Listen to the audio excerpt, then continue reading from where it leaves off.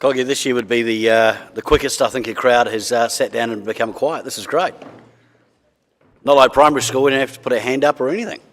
Beautiful. Ladies and gentlemen, welcome.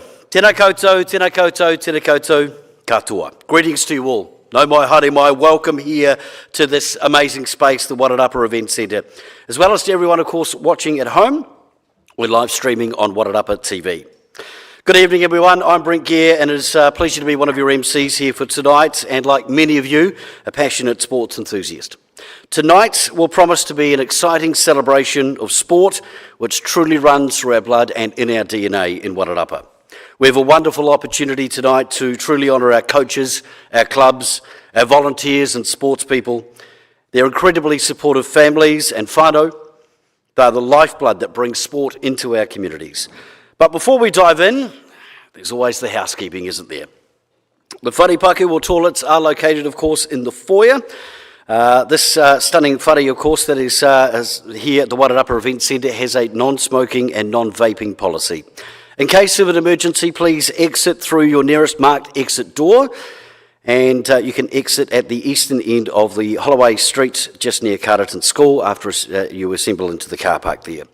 If you're exiting from the rear of the building, please assemble in the car park at the entrance to the Carrington Bowls Club. First aid kits and fire extinguishers are available in the Event Centre kitchen, and on the stage. And should you need it, a defibrillator is available in the main corridor adjacent to the Event Centre office. Last but certainly not least, please silence your mobile phones. Tonight, I'm honoured to share the MC duties with the incomparable, of course, and always fantastic Coggy from the Wairarapa Times Age. But first, we will hear from Piers Fuller, the esteemed editor of the Wairarapa Times Age, the iconic newspaper, a precious jewel nestled in the heart of our region. Its many reflecting faces made up of people just like you and me. Please give a warm welcome to our editor, Piers Fuller.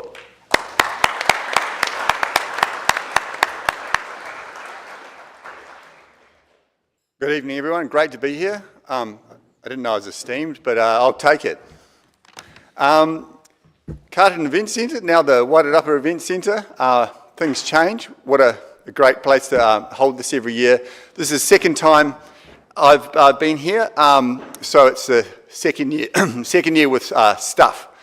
What a year it's been. It's been a huge year under the new management, under the new team, but we've got a team that's put together a great evening here tonight, and that's the continuity that you would have seen in the Times Age over this past year.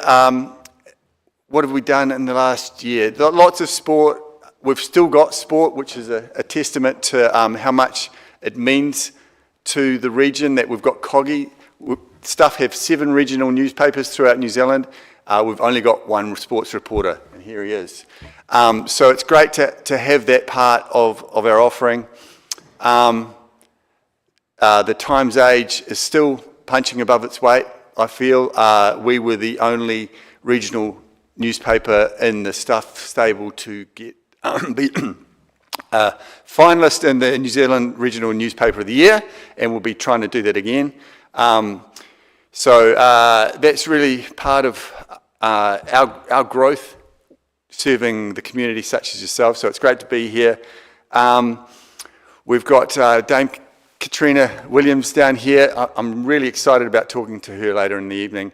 It's so special. I think everybody, when they found out about that, we were all just proud of a local girl, and no one could deserve it more. So that'll be really interesting. I've had a lot to do with her over the years through my journalism and personally. So that should be fun. It's great to see the mayors here. Unfortunately, Martin Connolly couldn't make it tonight.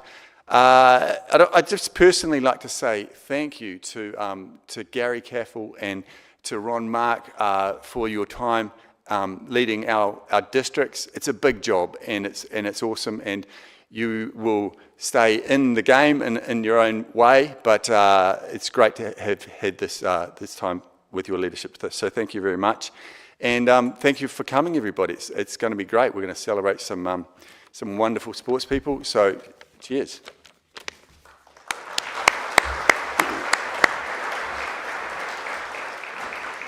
Thanks so much, Piers. You can sit back and relax from now. And I'll hand over to my emceeing partner, Coggy, to introduce himself and kickstart the evening. Coggy. Yeah, thanks, BG. Yeah, welcome along, and it's great to be here. I think this is my 7th year doing this, and we're just reflecting before we started. One of the first ones we did was to an empty hall, and it was the weirdest sports awards or awards ceremony you've ever been to. But it's great to see a full crowd here tonight, and I think we're going to hopefully have some exciting winners. Well, we certainly got some exciting winners. Look, we want to acknowledge the immense contributions of sports administrators, clubs and volunteers. Their efforts are integral to our sporting community, and tonight we'll raise their roof in their honour. The Wairarapa Times Age is delighted to host you all. Congratulations to all the finalists, and I reckon reaching the finals in some of these categories is a massive achievement in their own right. As we reflect on the past year, we remember the sporting greats we have lost, particularly our Lifetime Achievement Award winner, Bob Wilton. And I'd just like to ask you to stand for a moment's silence, please, in remembrance of Bob.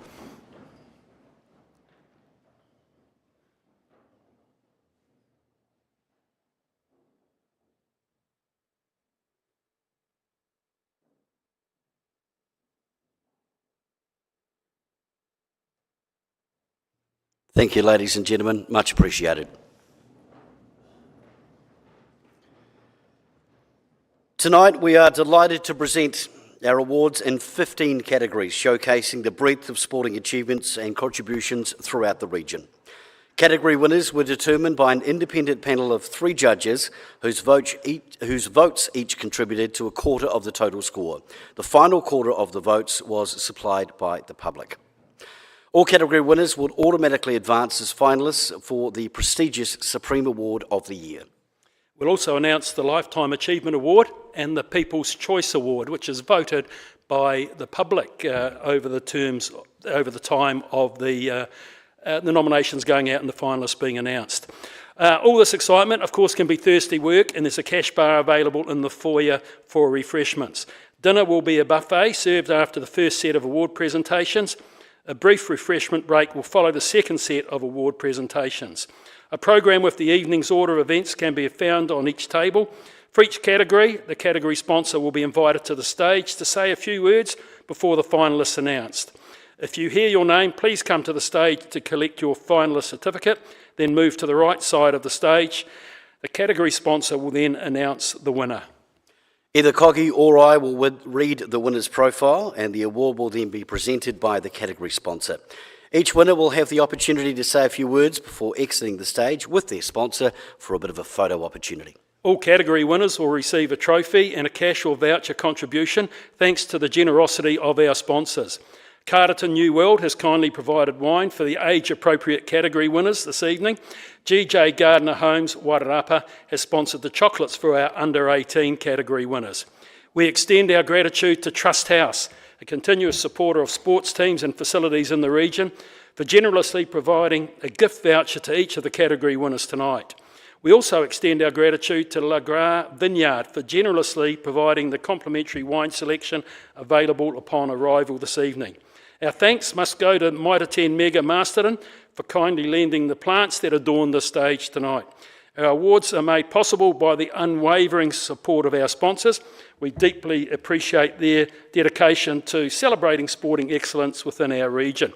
Now, BG, we also like to mention some of our sporting stars that we've got competing overseas and have been competing overseas, and there's been a few of them. Most recently, Marcus Daniel, he pulled the curtain down on a very stellar career in Auckland earlier this year. He was ranked very highly in doubles. I think he got into the 30s throughout his career, and he probably made a decent amount of prize money over the time too. Ben Campbell, he's doing it on the live golf scene. Checked it up before. He's currently ranked number 33, but he's had a third placing, and I think it was worth $3 million. Not bad coin for 54 holes of golf.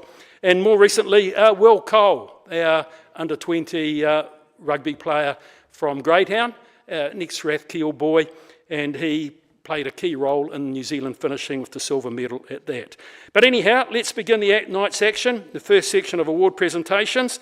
It's up to you, BG. Away you go. Thanks, mate. This is the Osborne Group Chartered Accountants Junior Sports Team of the Year. It's open to teams that have achieved a high standard of participation in any sport at primary or intermediate level, or under 13 age group level. We'd like to welcome now Jason Osborne, Managing Director, Osborne Group Chartered Accountants, up to the stage.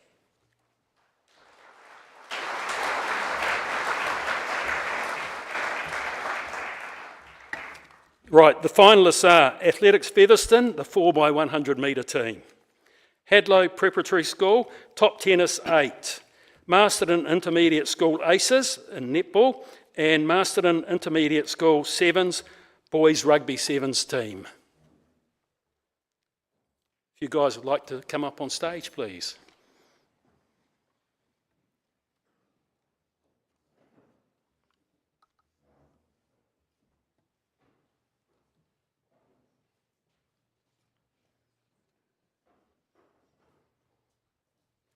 Give them a round of applause, ladies and gentlemen, as they make their way to the stage.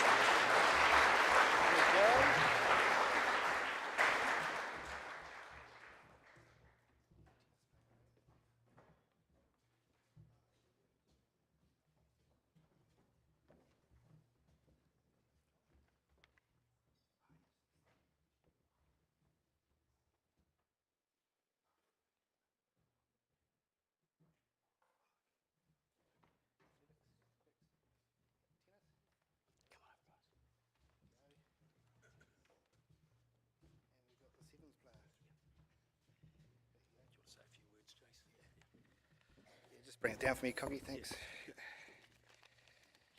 Kia ora. First of all, I would like to thank the team at the Wairarapa Times Age for organising tonight's event. Andrea was chasing me constantly to get things sorted, so well done to her. Once again, an outstanding effort put in together for the community to celebrate our sporting success and hope it will continue in the future. Osborne Group is once again very happy to be sponsors of the Junior Sports Team of the Year. We see promotion of our up-and-coming sports stars as a vital role in our community, so we congratulate not only the outstanding finalists nominated for this award, but all the members of the community that help out either as a participant, a coach, a teacher, or a supportive parental friend. I see junior sport as a vital part of a young person's development. It demonstrates commitment, respect, leadership, team camaraderie, and can quite often lead to lifetime friendships and connections. Growing up in the Wairarapa, I have very fond memories of my time being part of many sporting teams. Being a finalist in this category clearly demonstrates that the players are outstanding participants and achievers in sport. Wairarapa prides itself in its sporting pedigree, so to be nominated for this award was an achievement in itself. These young people are our future, so on behalf of the team at Osborne Group, we hope they continue to strive for success in their chosen field. And the winner is the MIS Boys Rugby Sevens.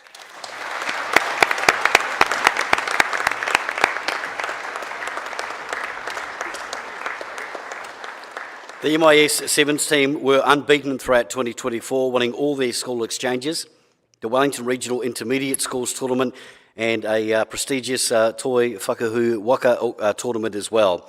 The competition for the top intermediate schools across Wellington, Hawke's Bay, Manawatu and Taranaki. The team earned their place at this tournament by first winning the Wellington regional title. They dominated the final tournament, scoring 28 tries and conceding only 5.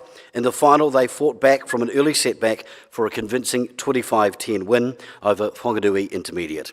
The team also won every match at the Memorial Park Exchange Tournament. Outstanding.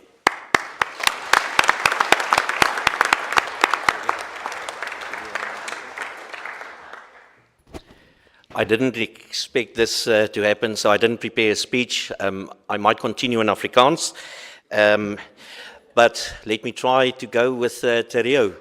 Tēnā koutou katoa, and ko Adrian Aho. I think that's more or less what I know. So I had to bring Springbok rugby into the Wairarapa, and it seems like it succeeded.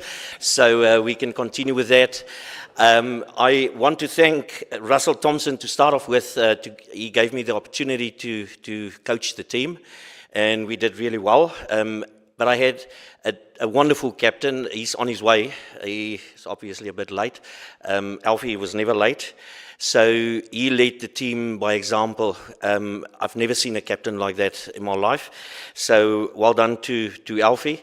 And then the team of boys, discipline. Can't believe it, eh? Discipline in Wairarapa, but they did really well. They listened to the coach and they executed all the moves that we practice. So I really want to thank the boys for this. They deserve this trophy. It's definitely not me. So thank you very much.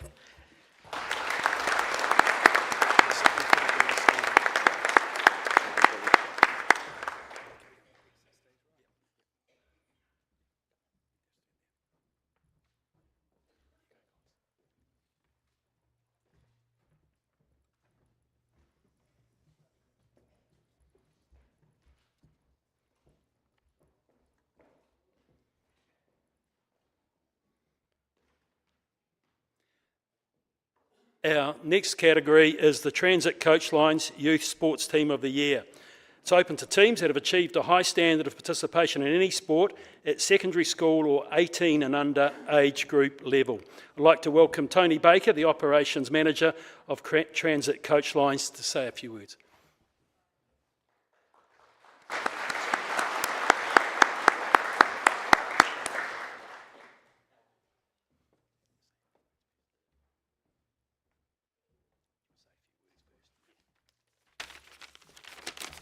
Thank you, Coggy. All right. Kia ora koutou katoa. Hey, it's a real pleasure to be here tonight. As alluded to, my name's Tony and I'm the Ops Manager for Transit Coach Lines in Wairarapa, and we're honoured to sponsor the Youth Sports Team of the Year, a category that celebrates not just talent but teamwork, resilience and the bright future of sport in our region. All right, let me begin by acknowledging the Wairarapa Times Age for bringing us all together for this outstanding event. Nights like this remind us of the power of sport, not just to entertain, but to unite communities, build character, and inspire greatness. Looking around the room, it's clear that Wairarapa punches well above its weight. From local fields to international arenas, our athletes are making their mark, and tonight we celebrate every one of them. At Transit, we're proud to be part of that journey, and for those who may not know us well, Transit is a fourth generation, family-owned and operated Kiwi transport company. And this November, we celebrate 100 years in business, a century of connecting people and places right here in the heart of the Wairarapa. We've grown and evolved, but one thing has never changed, our commitment to this community, whether it's getting teams to tournaments, students to school, or visitors to explore our beautiful region. We're here to get people where they need to be. Supporting youth sport is especially close to our hearts. These young athletes represent the future not just of sport, but of leadership, teamwork and community spirit. We're proud to stand behind them, and we look forward to continuing that support for many years to come. And to all the nominees and winners tonight, congratulations. Your dedication and achievements inspire us all. Ngā mihi nui, enjoy the rest of the special evening.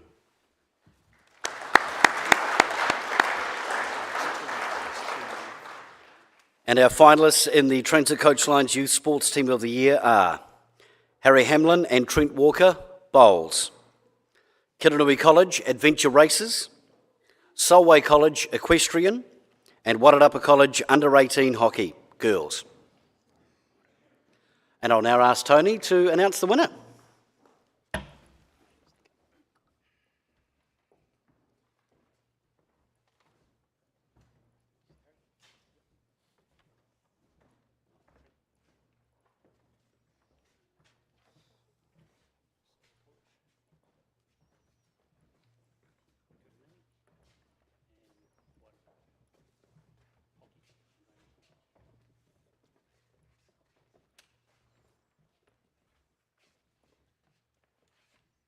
All right, thank you. And the winner of the Youth Sports Award for 25 is Solway College Equestrian Team.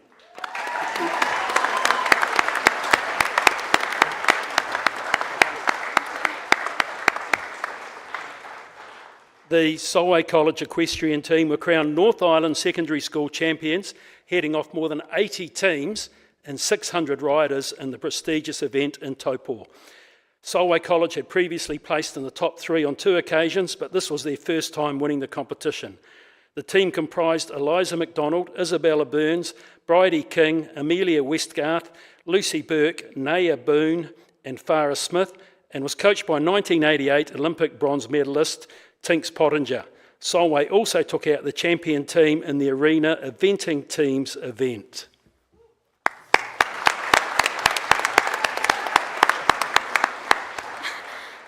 I'd just like to say a huge thank you to all the sponsors of this event, including Transit Coach Lines, all our coaches, managers and parents, including Tinks and Millie for the stuff they do behind the scenes, and congratulations to all the other finalists.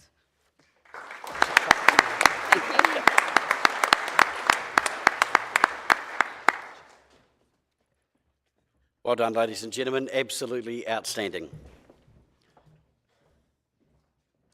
Our next category tonight is the Eastwood Motor Group Senior Sports Team of the Year.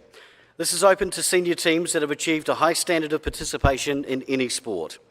We'd like to welcome Stella Lennox, Councillor for the Masterton District Council, presenting on behalf of Eastwood Motor Group.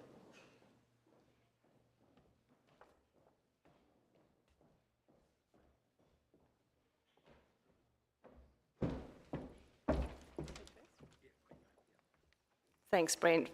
Kia ora, everybody. Firstly, again, I think the winning team tonight will be the Times Age, because I think everyone's going to thank them when they come up to speak. But well done, team. Small team, punching well above their weight, and always so excited to celebrate success, even for us politicians.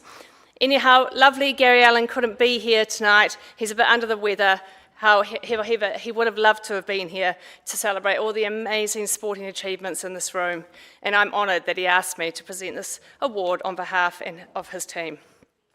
Eastwood Motor Group have been huge supporters of our community for a long, long time through sponsoring sport events and community events, as well as being top in their game and being a high-performing team. No matter what type of team you're part of, whether it's sport, business, or your local community, the key ingredients for success don't really change. It comes down to trust, strong communication, having a strategy, leadership, a positive team culture, resilience, work ethic, and grit. So with that in mind, congratulations to the 4 finalists in this category, because you are shining examples of what great teams are made of. Okay, and the finalists are Wairarapa Bush Under-20 Rugby, Wairarapa Cricket Senior Men, Wairarapa Koru's Cricket Senior Women, and Wairarapa Indoor Bowls.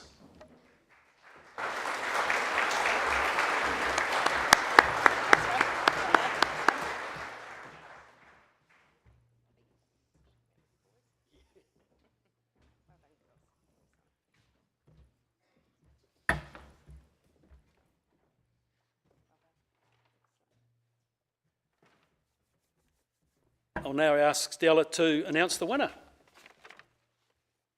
Perfect. And the winner for the Eastwood Motor Group Senior Sports Team of the Year goes to the Wairarapa Cricket Senior Men.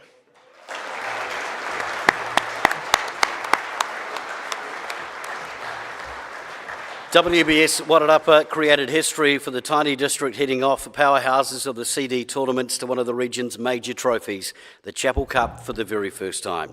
Wairarapa comfortably defeated Marlborough in the first round and then thumped Hawke's Cup holders Taranaki in the semi-final. That set up a final against the might of Hawke's Bay, the benchmark of the Districts Association.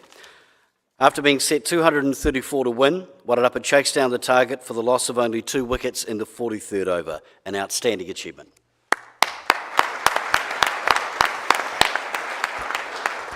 I'll just mention too, BG, the celebrations of winning were a good one. First and foremost, I mean, like everyone's covered off, thank you to Times Age. I've had the pleasure to be here a couple of times now, and to celebrate sporting success throughout the Wairarapa, it's been mentioned already, but, you know, we punch well above our weight for a small region when it comes to sport, and it's nice to be sitting amongst everyone here celebrating. So well done to, you know, all the nominees tonight, individuals, coaches, administrators, and, you know, those who have made significant contributions to sport. Yeah, what a special year for Wairarapa Cricket. I've written down here just what, you know, this region has achieved, because, I mean, Coggy and Gary Caffell, I mean, I've been covering sport for a while now, since I've been playing cricket since a young fella. I can't remember a year that's been this successful. So just to give you guys an understanding, I mean, the senior men won the Chapel Cup first time in 47 years. The women, you know, winning the Strumpton Trophy, which is their respective competition. Emma McLeod representing New Zealand. A number of women in the Hines team, which is like the Hurricanes for rugby, and the Hines A team. And then 7 of our men that play for the senior men representing CDA team, age group teams. Samuel Payne represented New Zealand emerging players, and he was also a top run scorer at the under-19 national tournament. As well as Taylor Betteldheim, who's made the way down from Hawke's Bay today. He broke the record for the highest senior men's score in Wairarapa history with 203 against Wanganui. So it's been a whirlwind year. To our boys, I mean, when we speak about team sports, I think the backbone to a good team is a good culture, and we were lucky enough to have Mark join us as the coach a couple of years ago. And to be fair, we were struggling. We'd lost, the love for cricket, and the pride wasn't quite there. And he came along, and he's got this special way with people where he can bring, all groups of life together. And the boys bought into it, and whirlwind 2 years. We were runners-up last year in the final against Hawke's Bay, and this year we clean sweeped it and won it. So it was bloody awesome. A few thank yous. Doug Bracewell, he was our bowling coach. Thanks, mate. The old man bunted with the managing and Jeff Kay, and also Brian James, and also to our sponsors, WBS and Dodd Insurance. Thanks, guys, for jumping on board. And again, thanks, Times Age sponsors. It's bloody good evening, and enjoy. Cheers.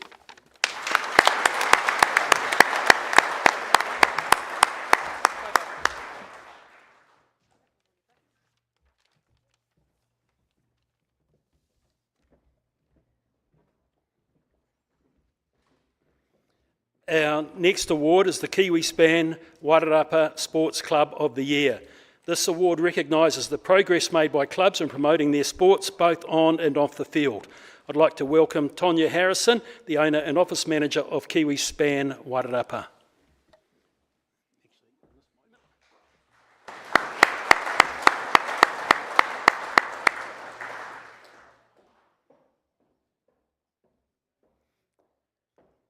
Now I've been told I've got to do the speaking here. So Kiwi Span Wairarapa are pleased to be sponsors of the Sports Club of the Year award again this year. Rowan and Tonya like to support the community that they and their team live and work in. Whether it's on the sports field or in the workplace, a strong team environment is essential. Congratulations to all the finalists. What you have achieved in sport is truly inspirational. Well said, Tonya, by the way. That was outstanding. The finalists in the 2025 Kiwi Span Wairarapa Sports Club of the Year are Athletics and Cycling Masterton, Basketball Wairarapa, Dalefield Hockey, and Masterton Squash Club. Please come to the stage.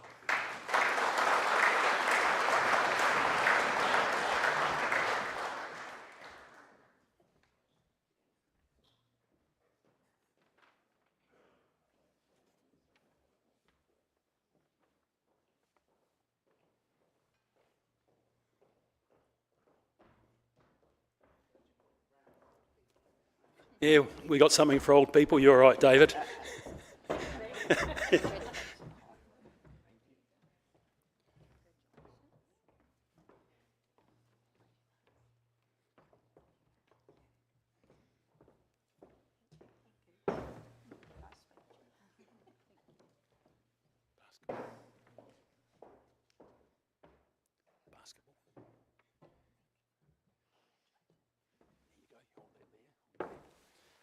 And the winner is Athletics and Cycling Masterton.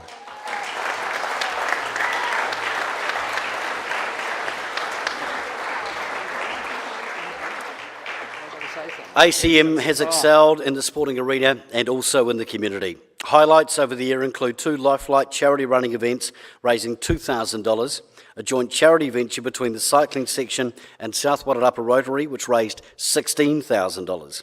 Increased participation of younger members in the Wellington Interclub running events, including the popular Wairarapa Times Age 5K series, which attracted up to 100 runners and walkers at each event, and the incorporation of the Central Wairarapa BMX Club were other successes. James Inwood, Captain New Zealand at the IAU 24-Hour Oceania Championship. Debbie Donald won the Rotorua Marathon, and these two are of the many individual achievements that the club is very, very proud to represent. Yeah, Last 2 years I stood up here and we didn't win, so I wasn't going to tempt fate by thinking of anything I was going to say. So, for those who don't know me, I'm David Farlow. I'm the president of Athletics and Cycling Masterton, but president's just really a figurehead, and the real work that's made the club what it is has been done by other people. And it's always invidious to mention a few names because you always forget somebody who's important. But I would like to mention my predecessor as president, who was last year's Lifetime Achievement Award, Graham Butcher, who held the club together as president for 20 years. The Administrator of the Year last year, Carol McDonald, and various cyclists over the years who've really made the club what it is. I'd like to thank sponsors as well, obviously KiwiSpan, who are great, Wairarapa Times Age, who's a major sponsor of the club as well, so I appreciate all that they've done. But to win Club of the Year award is a great honour, but it's the members of the club, not the president, that make the club what it is. So thank you all very much.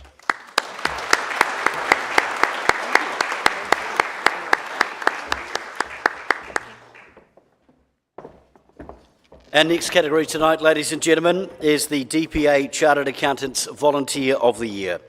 It's an award acknowledging people who have volunteered their time, labour and talents to improving Wairarapa sport. It recognises the volunteer's entire career span. Please welcome Andy Henson, Director, DPA Chartered Accountants, to the stage.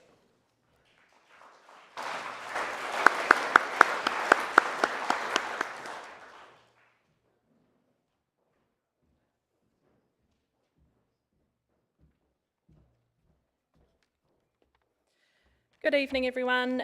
Again, thank you to the Wairarapa Times Age for putting on yet another fantastic event. It's always so great to attend these awards representing DPA Chartered Accountants, who are the proud sponsors of the Volunteer of the Year award. In the world of sports, we often celebrate the athletes, the records and the big wins, but behind every training session, sausage sizzle and early morning match set up is someone quietly giving their time, energy and often their entire weekend for free. That someone is the volunteer. Volunteers are the heartbeat of sport. They do it not for the spotlight, but for the love of the game, the sense of community and the joy of seeing others flourish. It's people like the 4 finalists we have here tonight, Steve, Dean, Karen and Anna May, that sporting organisations and clubs not only survive but thrive. So on behalf of DPA Chartered Accountants, we thank you for your contribution and congratulations on making it as a finalist, and good luck.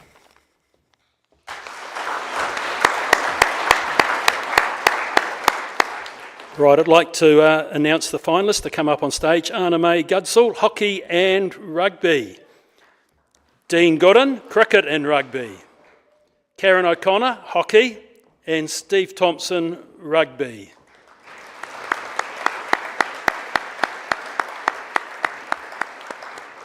I don't know about you, BG, but we should give all these a medal, I reckon. When you start reading their resumes and that, they're outstanding, the number of years they've put in, so wish we could. Oh, I know, Coggy, it really is outstanding, and without people like this and the many others that were nominated, our club certainly wouldn't function. So a huge thank you to all of our volunteers, you're amazing.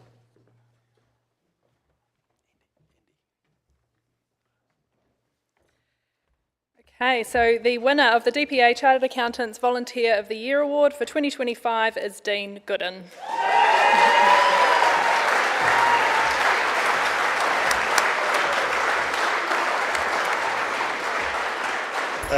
Dean Gooden. No, I'm first, big fella. Carry on. I was taking over, BG. Yeah, calm down, big guy. Dean Gooden has volunteered his services to sport over many years. In winter, Dean is usually seen refereeing or as an assistant referee in club or school rugby. After the game, he's running the bar at the Pioneer Club rooms. To add to his busy schedule at Pioneer, Dean is also the club president. During the summer, he's umpiring cricket up to senior representative level, and after play has finished, he can be found behind the bar at the Lansdowne Cricket Club rooms. Fully engaged at the club level, coaching, serving on committees, fundraising at Working Bees, and proud to call a good mate. Dino, well done, mate. Congratulations. Thank you, BG.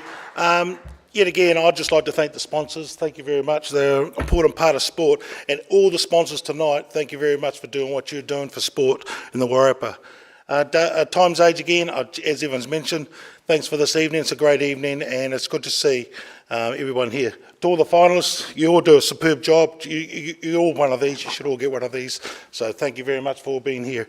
And all the finalists tonight, good stuff. I've got to thank my partner, Tracy. Thank her.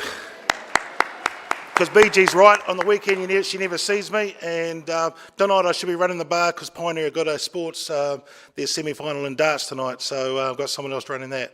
But thanks to everybody, and have a good night. Thank you.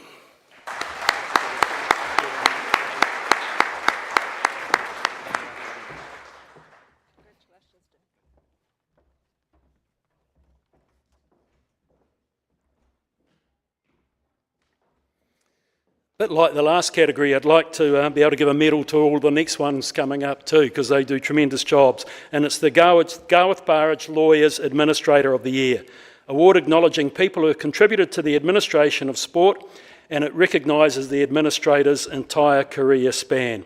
I'd like to welcome Dean O'Leary, a partner from Garth Burridge, onto the stage, please.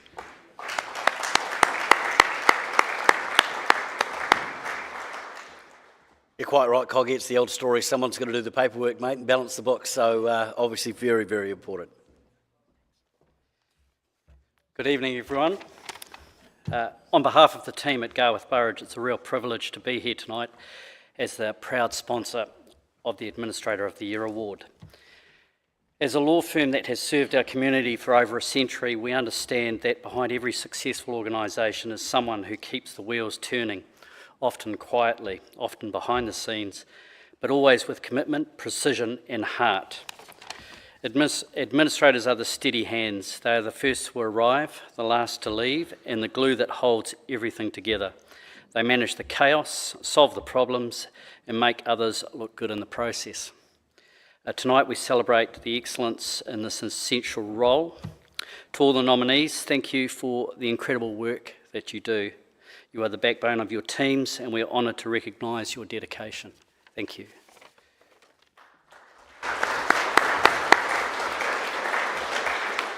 And the finalists in the Garth Burridge Lawyers Administrator of the Year are Kim Whiteman, netball.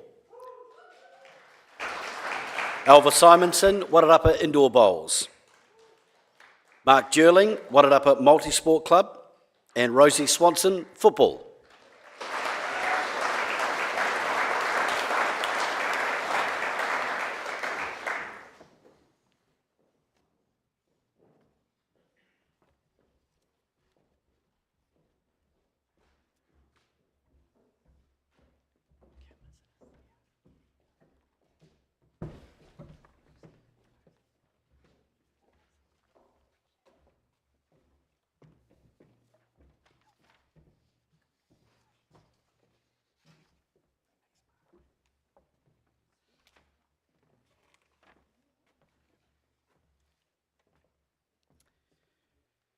And the Administrator of the Year is Alva Simonson.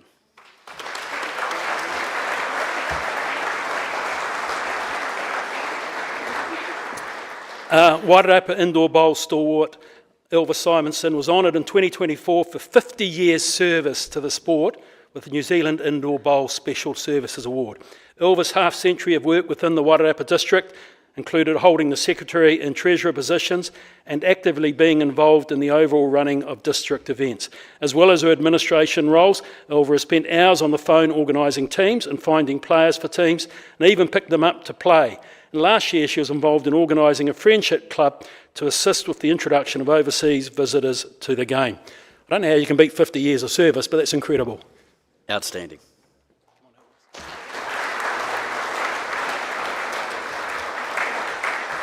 I'd like you to say my speech for me. She wants me to say a speech for you. I'll just say 50 years is bloody good, isn't it? Yeah. I have to say I feel very old. Wairarapa Times Age, thank you very much. Garth Burridge, thank you. And to all the sponsors and to everybody who does what I do, keep it up.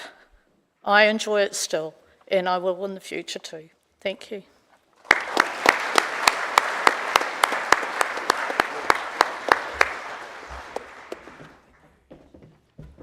Our next category tonight is the Masterton District Council Junior Contribution to Sport. It's an award acknowledging any person 18 or under who's made a significant contribution to sport, including officiating, coaching or volunteering. Please welcome Bex Johnson, Deputy Mayor, Masterton District Council.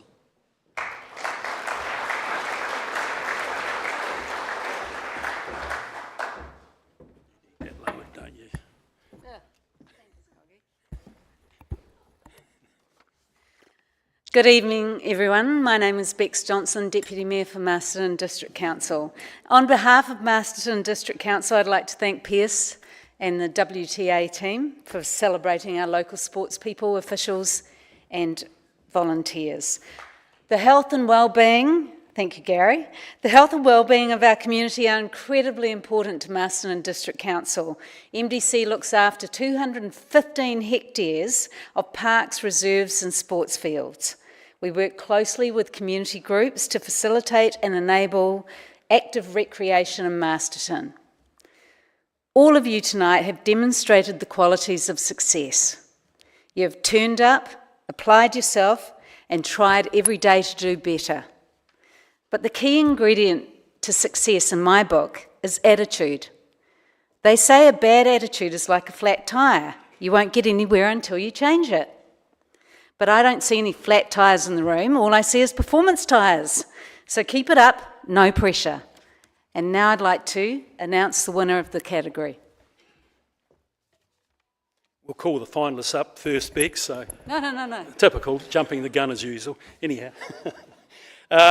James Church, cricket. Lockie Wyeth, hockey.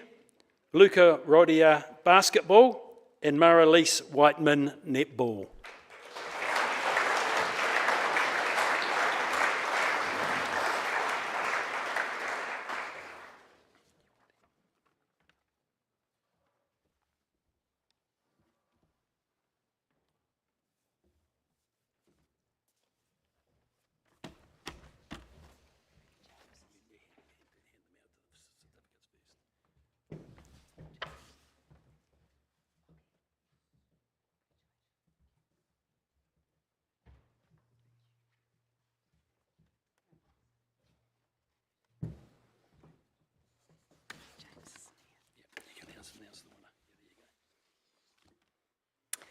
And congratulations, tonight's winner of the Masterton District Council Junior Contribution to Sport Award is Maralise Whiteman.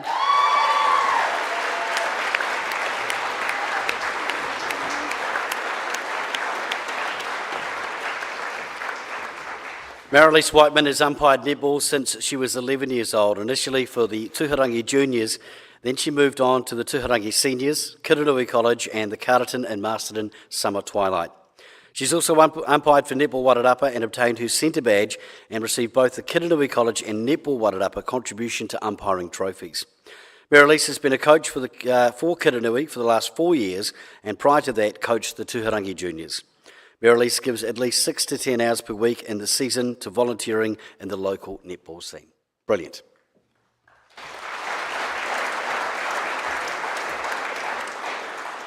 I'd just like to thank my parents, obviously, for driving me around everywhere. Not now, though, because I got my licence. I also like to thank Carterton Netball Club, Kiranui College, Tuharangi Netball Club, just anyone that I've actually umpired for or played for. Just thanks to everybody involved in the awards. Good work, guys. Good contribution. And James, wherever he is. Thanks to Times Age and Masterton District Council. Thank you.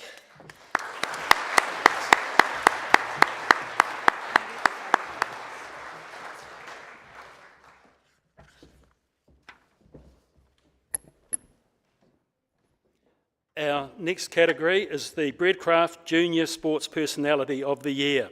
It's open to any primary, intermediate school student who has achieved a high standard in any sport. I'd like to welcome Mitchell Coburn, the Director of Breadcraft, onto the stage, please.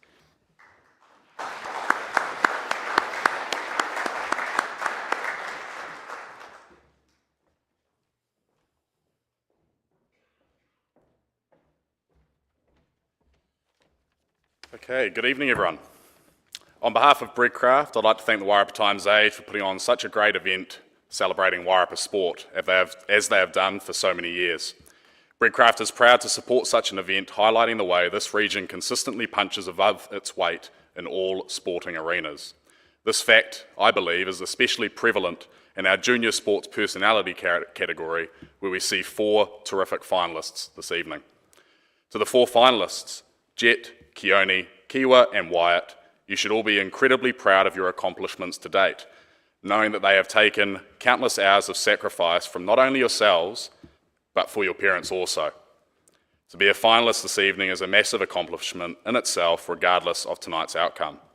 I think I speak for everyone here when I say that we all look forward to watching your sporting careers progress and hope to see you all in senior sports categories and beyond in the coming years. Thank you very much.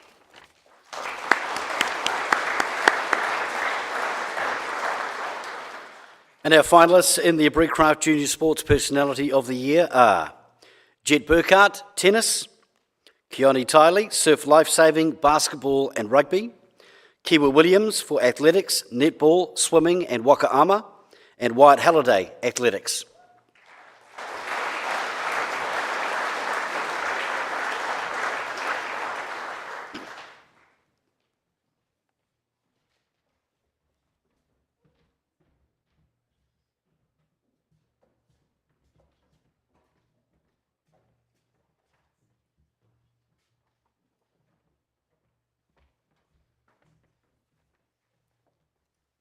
Okay, and the winner is Wyatt Halliday.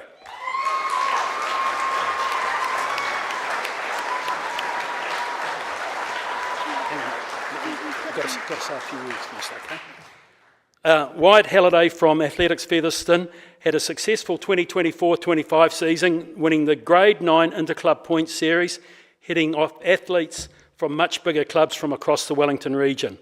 Wyatt won a gold medal in the 200 metre, silver medals in the 100 metre and 60 metres, and a bronze in the long jump at the Wellington Junior Championships. He was also a member of the Athletics Featherston 4x100 metre team that won the Grade 9 Wellington Championships. At the North Island Colgate Games, Wyatt won silver medals in the 100 metre, 200 metre and long jump, and a bronze in the 60 metres.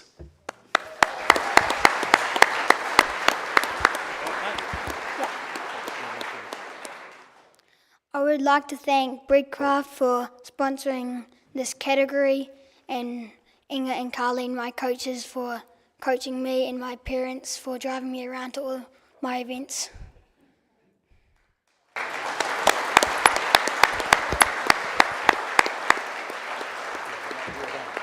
Outstanding, mate. Well done, Coggy. I know we've only got through the first half of the evening and there's still a lot to go, but I think it would be fair to say that already on stage, really impressive volunteers, officials, athletes, MCs, all that sort of stuff. Makes you jealous, doesn't it? You didn't have that sporting ability, did you? Actually, No. in fact, you didn't have any sporting ability. Those that can't play coach, and that was a struggle at times as well. It's good fun. It really is cool, and I know it's been mentioned several times about punching above their weight, but in all honesty, when you take a look at what a region of under 60,000 can produce, it really is something quite remarkable. We are one of the smaller places in the country, and our athletes are achieving not only at a regional level, but at a national and international level, and it's something that we really should be in awe of and really encouraging and getting behind. And our sponsors tonight are doing that, our parents, our coaches, our volunteers, and especially the Wairarapa Times Age. So thank you for making sure these awards continue. It's really important. Hey, and I know there is one sport that you're very good on, one bit of exercise you're very good at it, and that's exercising your jaw. And I think it's almost dinner time, BG. It is almost dinner time, you're right. What we'll do is you will be, cheeky prick, we will be, you're accurate, hasn't changed, love it. You'll be called up table by table, ladies and gentlemen, by one of the awesome team at the Wairarapa Times Age. We've got a buffet dinner waiting out there for you, and we'll be back real soon after Coggy and I have both exercised our jaws a little more as well. Thanks very much.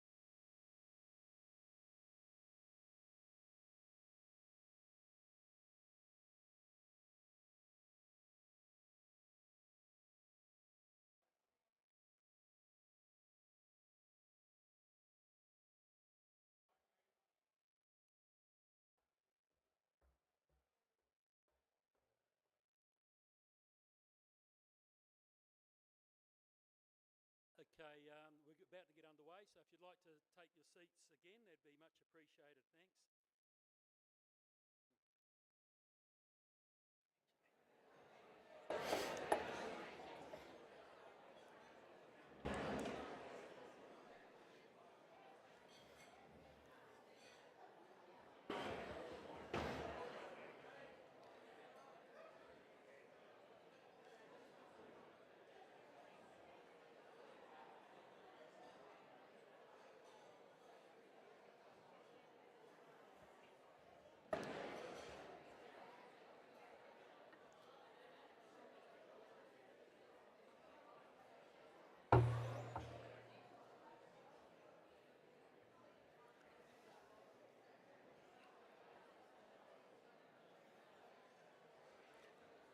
Okay, ladies and gentlemen, it's time for a very special part of the evening, and our tonight's guest speaker, Dame Katrina Williams.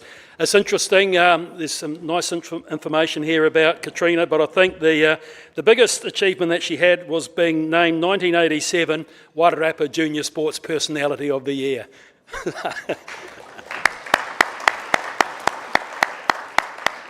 But Dame Katrina, recently honoured legendary Wairarapa personality. She'll share her story from the days of top-level international equestrian competition to spearheading efforts to advance spinal injury research and much more.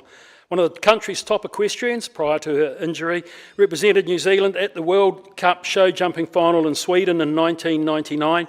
In 2025, Katrina was given the Dame Companion of the New Zealand Order of Merit for services to spinal cord injury research and equestrian sport. I now invite Dame Katrina and Piers Fuller on stage for a 15-minute Q&A session.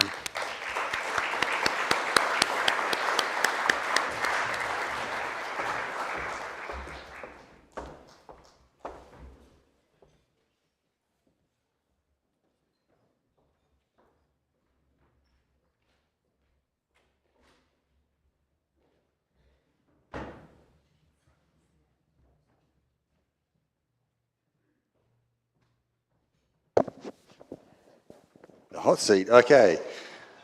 It's great to see everyone out there tonight. We've got you mic'd up, haven't we? Can we Hello, hear you there, yeah. Katrina? Take the glasses off. Great to see the ramps getting used more than the steps tonight. I was quite pleased about that. It's normally only used once when I turn out, so that was good.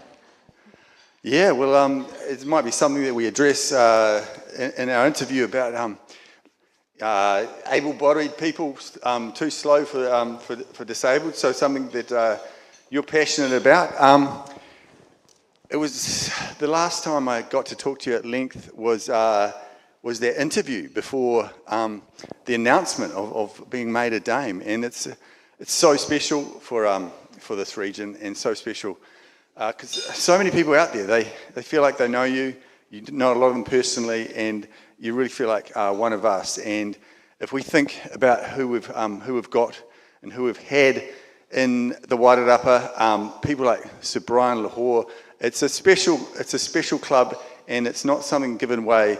It's not like in the UK where they trade off peerages for favours. Here in New Zealand, we have some really special people who have got that accolade. So it's great to have you as part of that club, Dame Katrina. I've got to get used to saying that. And what was it like? What was that process? Because I hear that you managed to keep it on the down low from the family. Tell me, how did you manage that? That's true. So I'm really good at keeping secrets, just so you know, if you need to tell anybody a secret. About 3 weeks before, we kind of were told and found out.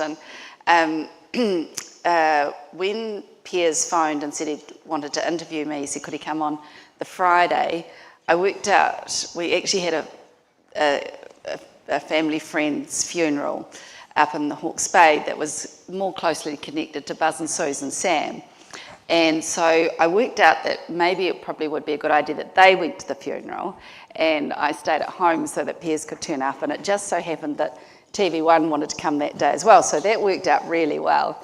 And we were going around the farm and getting some footage as well. And the team on the farm, I think, are just so used to filming Sam and doing what he does, they were like, oh yeah, it's the TV again. So no one asked any hard questions. But on the day, I always have my carer turn up in the bedroom at 7 o'clock every morning. And I'd booked an 8 o'clock start on Monday, the King's birthday Monday. And at about 7:15, Sam's phone is going ping, ping, ping, ping, ping. And Sam turns over and he answers the phone. And he goes, what have you done now? What have you done now? Have you been knighted or something? What's going on? And I looked at him and sort of with funny face, and he goes, oh, damn it, he says. So instead of Dame Katrina, it's damn it, Katrina. So that was how he found out, yeah. I thought that was so cool that you were able to keep it a secret, because in the press we get the names, we get about 2 or 3 days beforehand, so we get time to reach out and interview people. So it's all a bit secret squirrel, but usually the family are well aware. So that was a good one to keep under your hat. I told Coggy about your name on that list, the 1987 Junior Sportswoman of the Year, and one of the cool things about this. This night is that there's so many kids here. There's so many kids going through that. There's so many people who have sort of had their whole lives in sport. You think back to 1987 when you were competing, and you think about these kids out here. We had the girls from Solway who did amazing equestrian stuff. Did you see them up there, seeing a little bit of yourself? Oh, absolutely. And it was great to hear that Tinks trains them as well, because that's how I got my first start eventing, was on Tinks's horse. And I feel very fortunate that, I really think horses take you places, and it doesn't matter whether it's show jumping, eventing, polo, even racing. Like a good horse can take you anywhere. But just having the ability to ride can take you anywhere. But sport in general, I think, teaches you so many life skills, whether it's a team sport or an individual sport. The wins are easy. We can all celebrate wins, but I think the losses and dealing with it personally as a team, getting injured, and coming back from injury, and I think being as proud for your peers and as happy for your peers as you are for yourself. There's so much to learn, life lessons along the way. So, I'm big on sport versus anything else. And I remember having a conversation with a friend who's on the Olympic committee, and they were discussing the video game sports. Is it called X Games or whatever? Esports, and they were wondering whether they should bring it into the Olympics. And in my head, it was just a very clear no, surely. But I guess the unfortunate thing, or fortunate thing, is there's so much money involved, and it's because it's E or X, whatever it is. It's what all of these people around the world and the sponsorship and things behind it. But I'm very pleased to see that it hasn't been included so far. Yeah. Well, and if you think back then when you were competing, I remember you were competing against my wife in those sort of pony of the year things. She said to me that they all knew that you were going to be something special, even at that age. What do you think the personality attributes are that enabled you not only to be a successful horsewoman, but to be successful in anything that you turn your hand to? What is it about the grit, the tenaciousness about your own personality? Where did you get that from? I think Stella was very good in her little intro before and reeled off a number of things that were really important. But you know what? It's as simple as just keep putting one foot in front of the other. Because I think it's no day in life is easy. You might have been making your best batch of scones and you drop them coming out of the oven, like every day has its challenges. I consider myself a really lucky person, and I mentioned this, we've got a bit of a function happening next week for Catwalk, and I was telling our very small committee of this, and you could hear them just kind of go silent at the end of the phone, and I think everyone sees the wheelchair and feels sorry for me, but my life is, I'm really lucky. The people I've met and the fun I've had, I've got beautiful friends, my husband's okay. And I've had the privilege of competing in Sweden and in England and been on the side of a Group 1 win. We've got beautiful friends with kids that are doing really well in sport that we're really proud of. And I think the thing is you just got to keep getting up and going again. I remember Sir Brendan Lindsay, who was made a Sir this year, the same year as me. Brendan's story is quite unique. He started selling coat hangers with the numbers on the coat hangers out of his garage, and he made his fortune with Sistema. And, you know, to see someone like that come into our game, the racing game, and lose 3 stallions in the space of under 24 months and keep going, like that's, and he was over 70 when they bought Cambridge Stud. He's a real example. I don't think there'd be too many people anywhere that you would meet that would lose 3 valuable horses that are worth millions and come back and go again. You know, most would be probably shamed or upset or embarrassed, but at the end of the day, the competition is only you. I think I know someone who wouldn't let that stop them. And something that's always struck me about you is, you know, when we think about the sky's the limit kind of stuff, but most of us, we have modest ambitions. I mean, we want to do this, we put this thing in front of ourselves.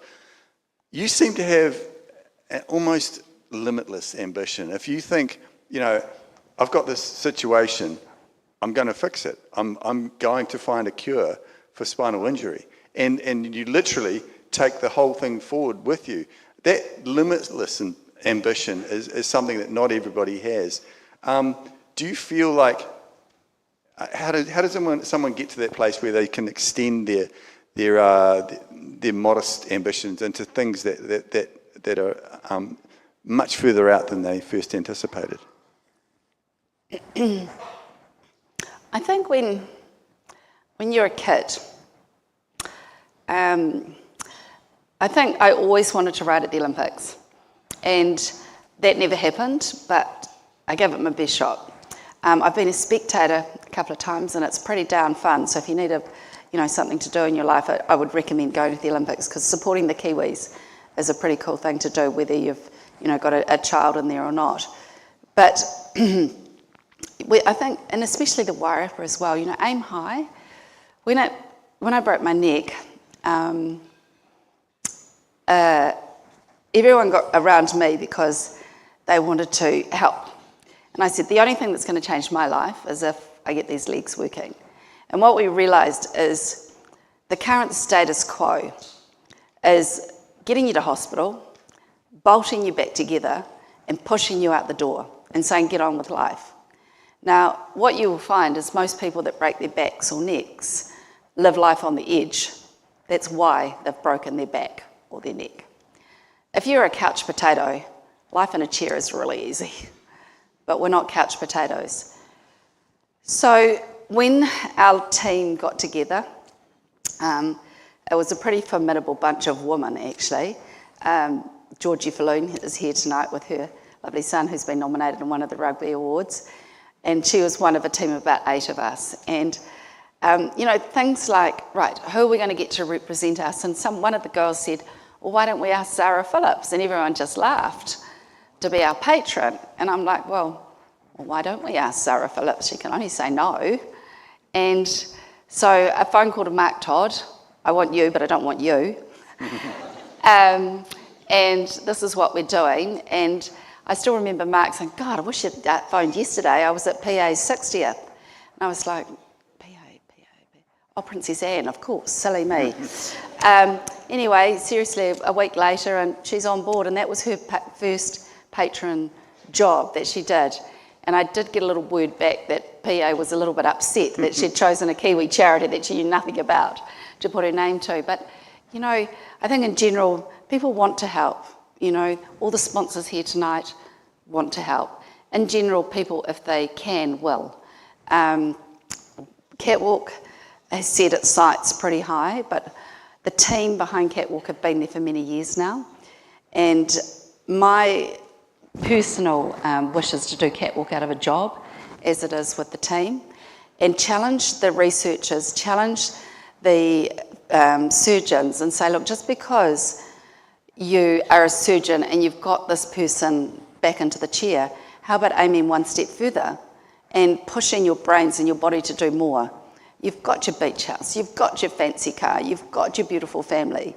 You're bright enough to do more. Don't settle with status quo. You're capable of doing more. So that's the challenge at the moment. And our team in Auckland, the research team, I truly mean this when I say to anyone in the room, if you ever want to see or understand more of what Catwalk's doing, let us know, because we'll give you a tour of what's going on up there. And it is so exciting. I could almost get up out of my chair and walk to tell you. But the research that's been done, they're working very closely with Sweden, America and the UK. And what's going to happen because of AI, Elon Musk and technology is quite incredible. So I don't want anyone to go through what I've been through the last 20 years just on a day-to-day basis. And that's the challenge for our team. Yeah, I think you've summed that up. You know, why can't we go a little bit further, do a little bit more? Speaking of going further and doing more, you've had some amazing adventures. We've done stories in the Wairarapa News. We've done stories in the Wairarapa Times Age. Over the years, I think the New York Marathon, you hand cycled 10 Himalayan passes. Recently, you did a 1100k. Is it miles or k in the UK from top to bottom?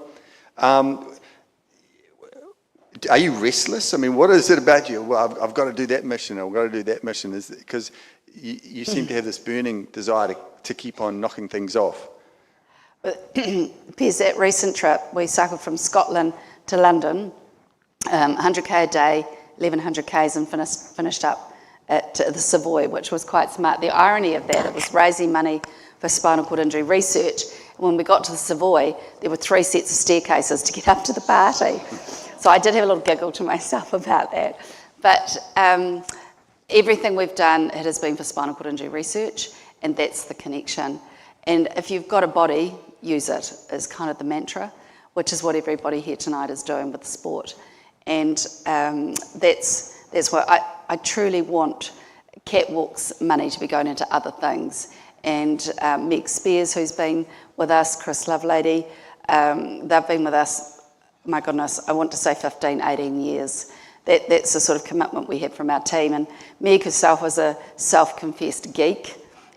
She watches whatever the channel is with all the National Geographics and thing on it. But she is as committed as we all are. Meg actually, within I think about 2 or 3 years from working with us, her brother broke his neck. And but fortunately was okay and didn't do any spinal cord damage. So she knows what can happen, even family-wise. And having talked to you quite a bit, I noticed you have a lot of sayings that you kind of live by. One of the ones that sticks out in my mind is we are what we do, not what we have.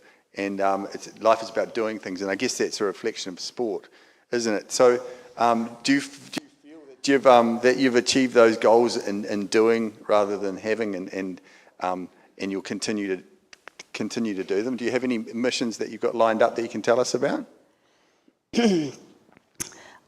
Definitely doing things is far more important than having things. And I think Sam would be very happy if I said I didn't need to have anything more in my life. I would save the shopping on the credit card. But as far as doing, I just think we all get so much more pleasure out of doing. You know, I'm able to talk about the adventure from Scotland to London. You know, you don't come home and brag about the new dress. You come home and brag about the people you met on that adventure. And it's something to instill in the kids and everybody as they go through life. It doesn't matter what age you are. It's the people you meet along the journey, which I know sounds a bit kind of, everyone says it, but it is so true. And I remember saying to somebody about this wheelie that I'd met, what a cool guy he was, and this guy said, Katrina, he was a fuckwit before he was a wheelie, and he's a fuckwit now. So just because he's in a wheelchair doesn't make him a good guy. And I thought, well, it's probably quite a good call, actually. So you do meet really interesting people along the way on the journey. And we've been lucky enough to surround ourselves with really good people. You do find like attracts like. So I think we're naturally givers in what we do, and I think most of you that are a bit older, you will know the more you give, the more you get. Not that it's ever kept on tally, but you get so much more pleasure out of it. Yeah.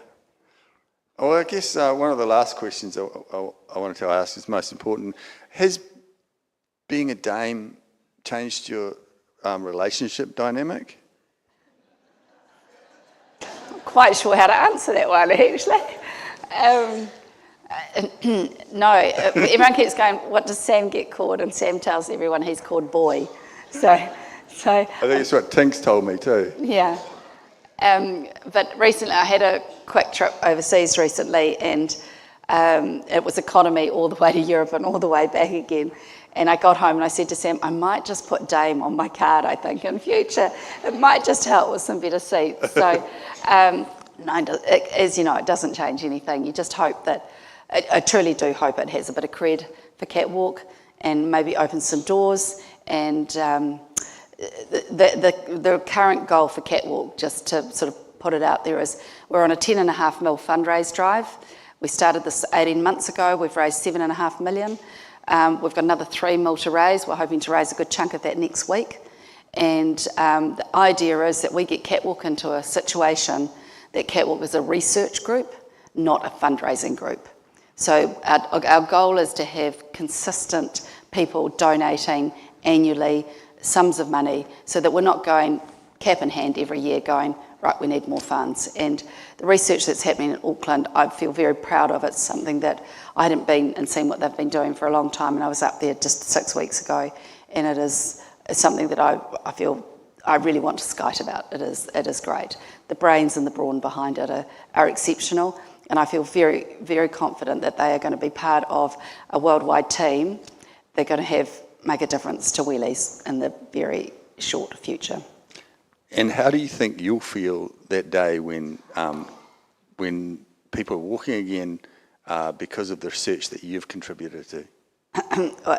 Honestly, nothing but pride, really.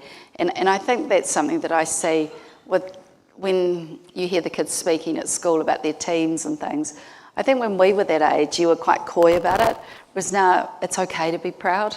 And I truly mean that. I want everyone, if you ever have a chance to be part of a Catwalk event or a Catwalk dinner or an occasion, or you're able to support, please do, because you can proudly say that you're part of the cure, because it is going to happen. Well, on that note, I can say that we're all proud of you, and you are an inspiration. I don't think there's a person in this room who is not inspired by your strength. So thank you so much for coming to talk to us tonight. It's really cool to have you here. And yeah, it's been fun. So thank you very much. Thanks, Piers.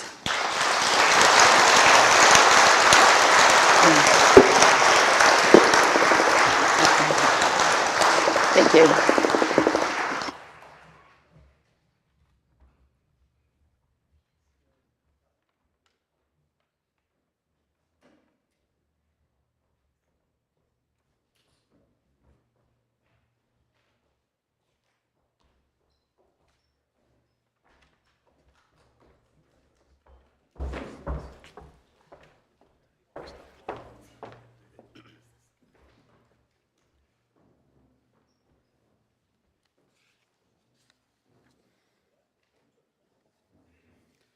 Ladies and gentlemen, I'm sure you'll agree, a massive thanks, Dame Katrina. It's just a massive token of your appreciation from us to say thank you, but we also have a little something as well. Sam, good luck at getting some of that too, just saying, from what we've heard tonight, but we do have a token of appreciation for you, so thank you so much for your time and your inspiration. And I love the fact that when other people say why, you say why not. So thank you so much. Round of applause, ladies and gentlemen.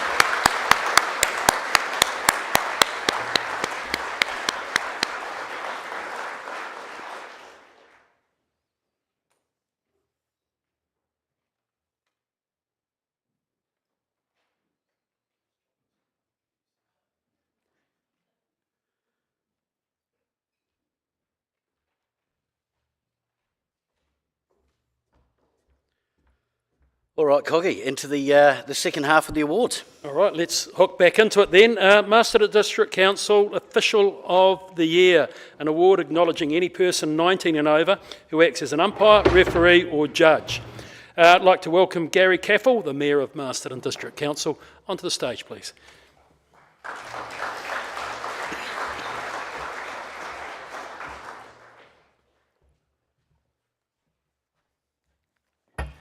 Dame Katrina Williams. We go back a hell of a long way, Katrina and I, and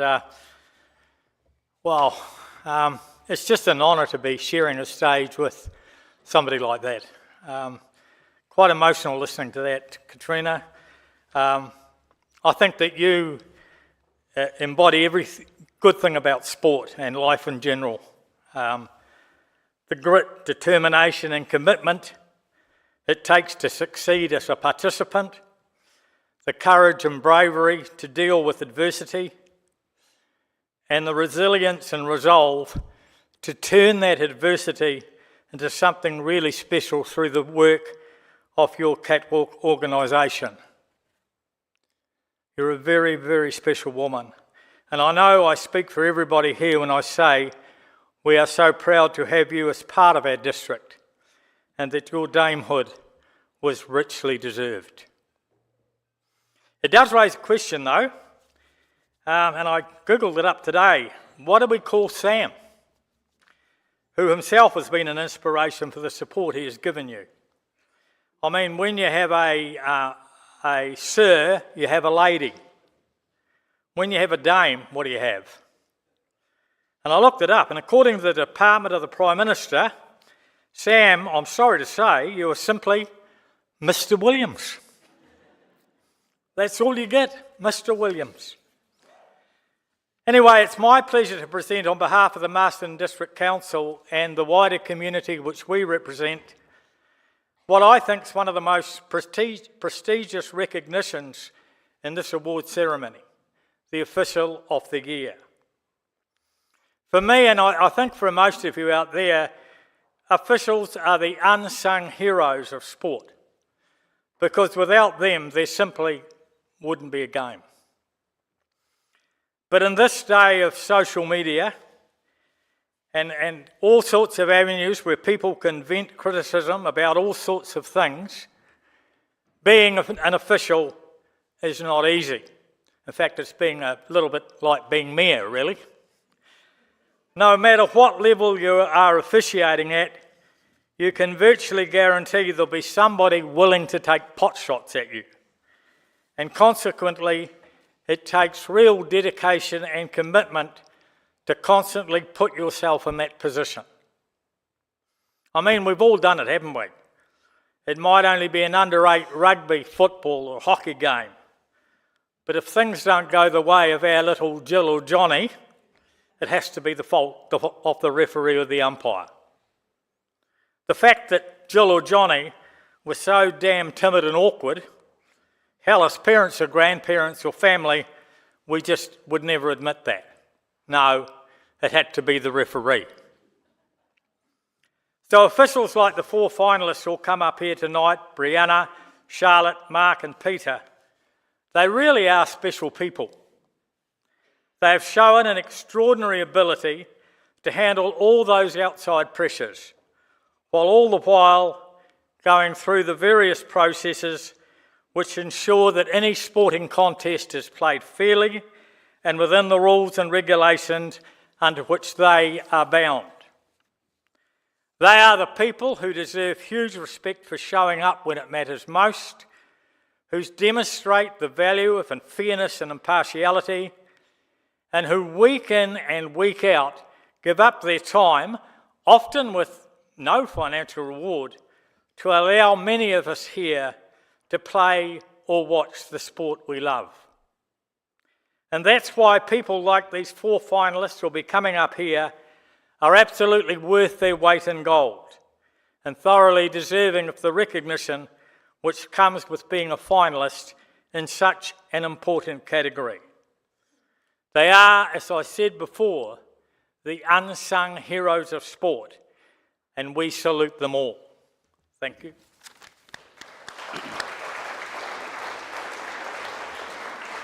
Thanks, Gary. And our finalists tonight for the Masterton District Council Official of the Year: Brianna Teki, netball; Charlotte Hamill-Harris, netball; Mark Harris, athletics, and Pete Syvertson, hockey. Please come up to the stage.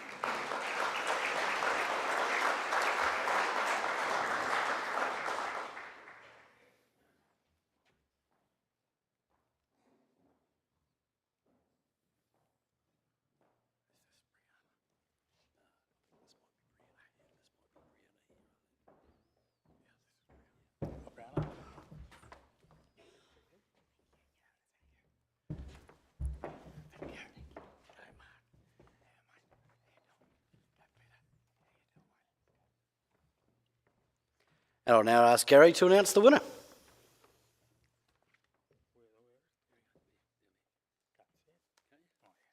And the winner of the Masterton District Council Official of the Year for 2024-2025, Mark Harris.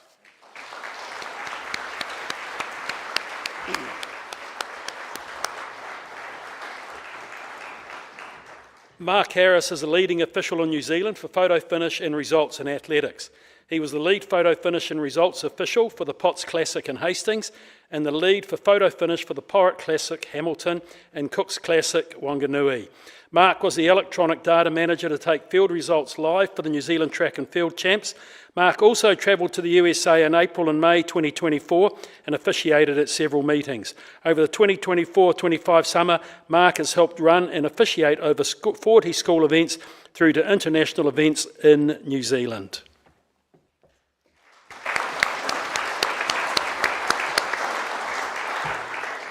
Firstly, thank you to Wairarapa Times Age for sponsoring tonight and making this a fantastic evening.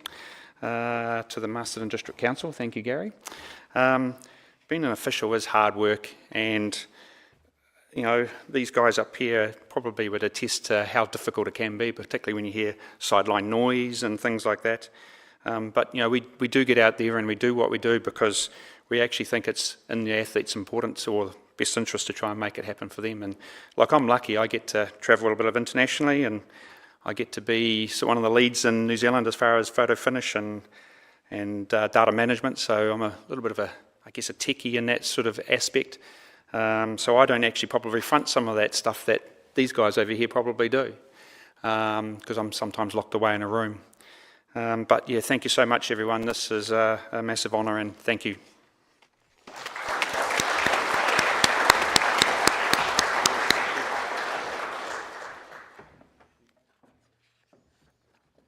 Well done, Mark. Congratulations, and again, well done to all of our finalists. Our next category tonight is the WBS Coach of the Year, an award acknowledging people who have contributed to the coaching of sport, recognises the coach's success over the past 12 months.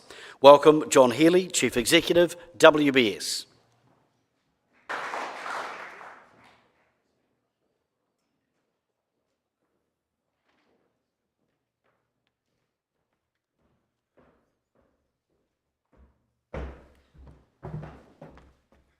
Kia ora koutou katoa. Good evening from WBS.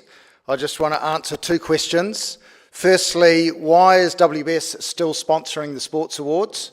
And it's because it's such an amazing event on our community calendar, and sport is such an amazing thing for us all. So thanks to the Wairarapa Times Age, thanks to Brent and Coggy, and a big thanks to Dame Katrina for inspiring us to do great things. Second question is, why do we keep supporting the Coach of the Year award? And that's because they put in so much bloomin' time and hours and effort into coaching our teams. They make such a difference to all those sports people who benefit from that. Whether that's winning or losing, you've got to be the coach in both situations. And they make the whole Wairarapa community proud because of all the achievements we're seeing tonight. So big congratulations to the coaches nominees.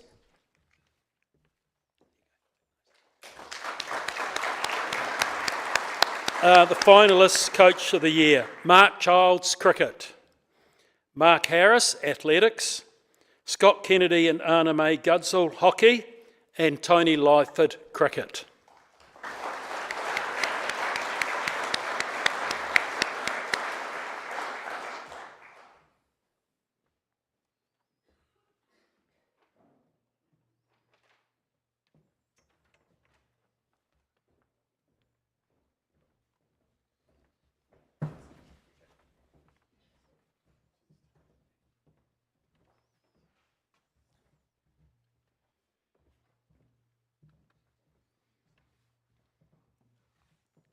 I'll now ask John to announce the winner. And the winner of the WBS Coach of the Year 2024-2025 is Mark Childs.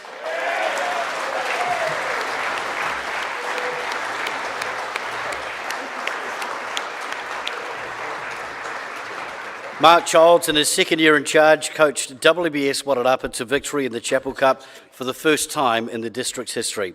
Wairarapa defeated Marlborough in the first round of the one-day cricket tournament, comfortably beating Hawke's Cup holders Taranaki in the semi-final, and then dominated the final against the might of Hawke's Bay, the benchmark of the District Association for Cricket.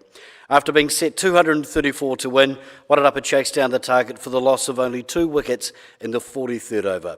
Mark is noted for his calm demeanour, determination to win, and to get the best out of his players. Mark Childs. Thanks, BG. Calm demeanour, not so sure about that on Saturday at the club finals. But firstly, thanks to the Times Age. It's another great event, as per usual. And our sponsor of the Coach of the Year, the WBS pre-season, Bunter Anderson and myself, we didn't have a sponsor for the senior men's rep team. So off we went, cap in hand, with a marketing spiel to John and his team at the WBS, and basically begging for money. And Bunter said to them, you know, you'll be backing a winner. I wasn't too sure, but we're glad to repay the faith, John, and thanks so much for your generous sponsorship of the team. And look, if you're needing a home loan, they've got money to lend at the moment. He's telling me at the table, and if you've got investment money too, go and see that team. They're super friendly and great to deal with, so thanks once again, John. Yeah, that season was something special. We did aim high, as Dame Katrina said. Is what I said to this side, and look, there was a lot of people that were involved in the success. Doug Bracewell, you're here tonight with your pitch mapping you did with the bowlers over the last 2 seasons. They put on a clinic, Doug, at that Chapel Cup. The consistency was there, and a couple of them are here tonight, and it was something really special to see. And I'd like to just thank Robbie Anderson as captain, Chook. You know, I said you were green to start with last season, but you really come to the fore. You talk for a living in real estate, mate, but you don't say much to the team. Your actions speak louder than your words, and you're truly inspirational to this side. And Jake Jonas got player of the tournament. He's not here tonight. Taylor Bettelheim, you've come down from Hawke's Bay, got the first double century for Wairarapa cricket, something special. And look, probably the missing piece of the puzzle was a guy called Andy Dodd. We lost Seth Rance during the season. It was a big blow, but Doddy, and thanks to his wife Jess for allowing him to play in that Chapel Cup, and the 80 not out he got in that final was something special to see. So thanks to all the other volunteers and our supporters who are here tonight, some of them, Selena, Tessa, the 2 nanas, Mary and Margaret, thanks so much for your support, and everyone just have a great night. Cheers.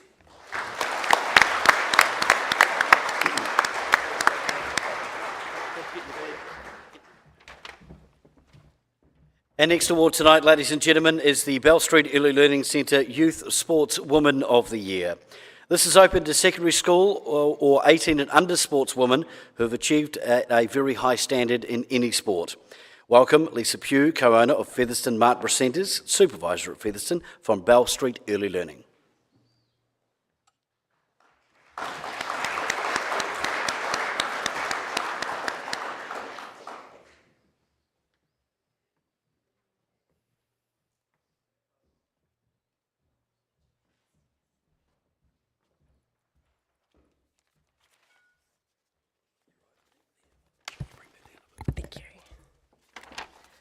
Kia ora everyone, and good evening. My name's Lisa, like said before, co-owner of Bell Street Early Learning Centre. We're a first-time sponsor this year and very excited to be here and have the opportunity to sponsor this award. So a big thank you to Wairarapa Times Age. My first time here at the Sports Awards as well, and it's an amazing night. Exciting to celebrate the sporting achievements of so many talented sportsmen and sportswomen, and I'd like to congratulate you all on your sporting achievements. It takes a lot of dedication, sweat, sometimes tears, and numerous hours of practice to get to the top level of your chosen sport. And the fact that you're all nominated here tonight proves that all of the work you have put in has been recognised.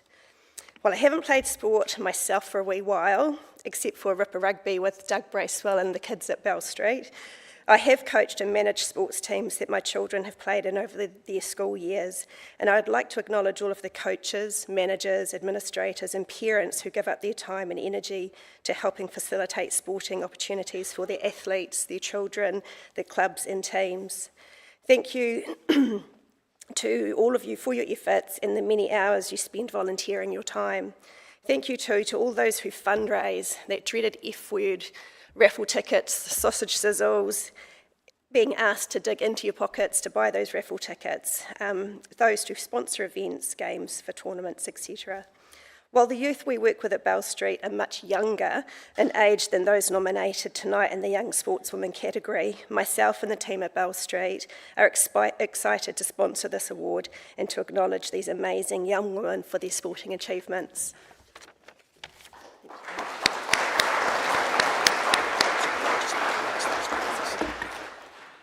And the finalists are Brooke Miller, boxing, Emma McLeod, cricket, Maggie Shields, softball and netball, and Vanessa Taylor, cricket and football.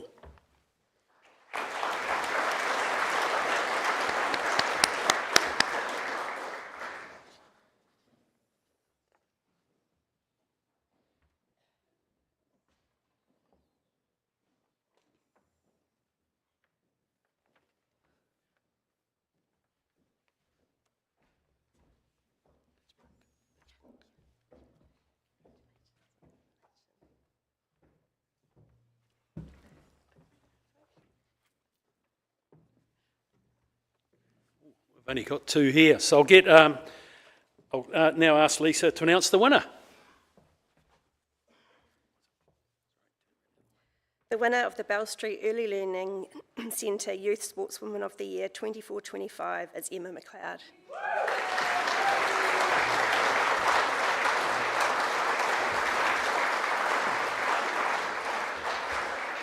Emma made her debut at the age of 18 for the White Ferns in the one-day international and T20 series against the touring Sri Lankan side in March of this year. Emma highlighted her potential, top scoring with 44 in the first of the 3 T20 matches. Emma played in her second under-19 T20 World Cup and was the best performed batter for New Zealand with 81 runs at an average of 16 and a top score of 34 in the tournament in Malaysia. She also cemented her place in the Central Hinds and captained Central Districts at the National Under-19 tournament.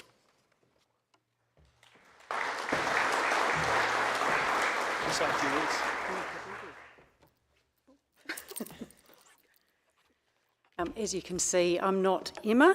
I am Amanda, Emma's mother, and I'm extremely proud of Emma. A big thank you to the Times Age for hosting and organising the event, and a massive thank you to the Bell Street Early Learning Centre. To get there takes a lot of hard work and a lot of, just like Katrina said, just getting up every day, fighting through 3 brothers, and getting out the door, tottering along behind with your plastic cricket bat and your pink hat and lots of layers of clothes, and just getting out there and just doing it. Emma always wanted to be part of a team. Emma didn't get there by herself, and a big, massive thank you to Tony Lyford and Jean for their work with Emma at primary school and then through St Matthew's. But the biggest thanks has to go to Doug Bracewell.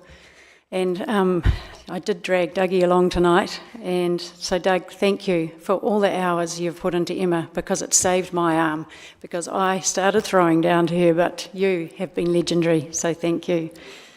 To the younger sportsmen and women out there, guys, if you want to get to the top, you can do it from the Wairarapa, and just keep trying and getting up and going at it again, because you will get there. It's determination. Talent will get you so far. The hard work will get you the rest of the way.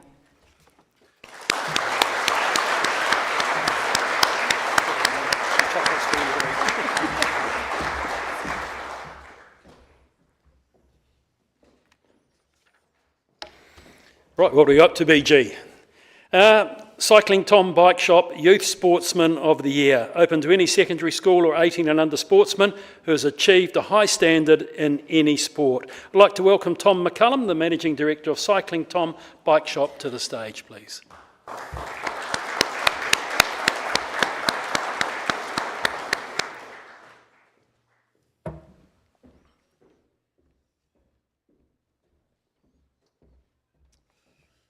Good evening, everyone. It's a real privilege to be here tonight to present the Youth Sportsman of the Year award. From 2015 to 17, I rode for the New Zealand junior cycling team, and since then, sport has been, especially cycling, has taken me around the world. Just last year, I raced a 320-kilometre gravel race called Unbound in Kansas, America. Sport has shaped my life. It's led to a YouTube channel with over 20,000 subscribers. I now run a bike shop, a bike hire business, right here in the Wairarapa, where it all kind of started for me. Sport teaches you how to succeed, not just in competition, but in life. Discipline and consistency will take you further than talent ever will. I started racing a bike at 70 kgs, and I've now just played my first season of Premier Rugby at hooker, tipping 95 kgs. So you never quite know where sport will take you. And tonight's finalists all show that the same drive, dedication, and the honour and dedication will take you there, and it's now time to honour them for their hard work.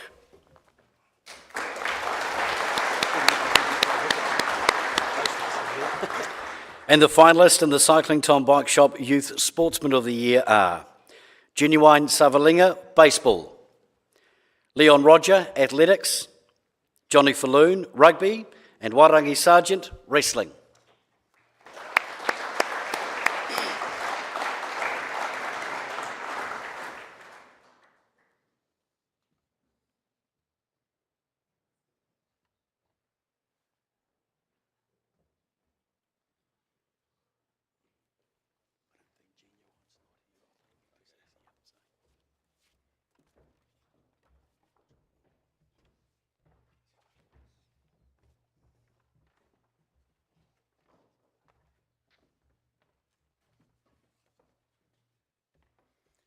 And I'll now ask Tom to announce the winner. And the winner of Sportsman of the Year is Johnny Falloon.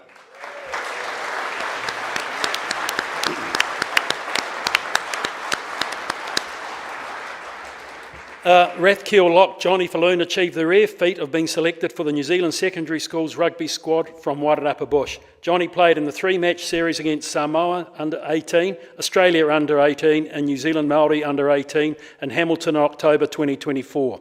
Johnny was also named in the Hurricane squad for the under 20 Super Rugby Championship. Since leaving school, Johnny is continuing his development at the Old Boys University Club in Wellington. And on that note, I better lift this microphone a bit higher.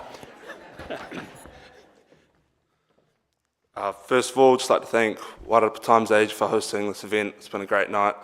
Thank you to Cycling Tom for sponsoring this category. It's great to see a bunch of young sportsmen thriving. Big thank you to Cam Hayton for starting the Wairarapa Bush Pathways Initiative 2 years ago. That definitely played a major role in the development of me and many other young rugby players to get to the place we are now. Thank you to my parents for driving me and making me lots of food to get me nice and tall. Just thank you very much.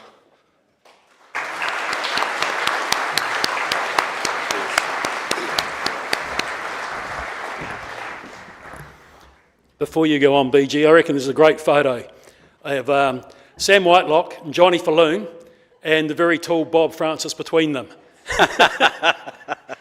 Outstanding. Outstanding. Our next category tonight is the Mitre 10 Mega Masterton Parasports Personality of the Year. This category is open to any para person who's achieved a high standard of participation in any sport. And we'd like to welcome up Brent Stewart, General Manager, Mitre 10 Mega in Masterton, to present this award.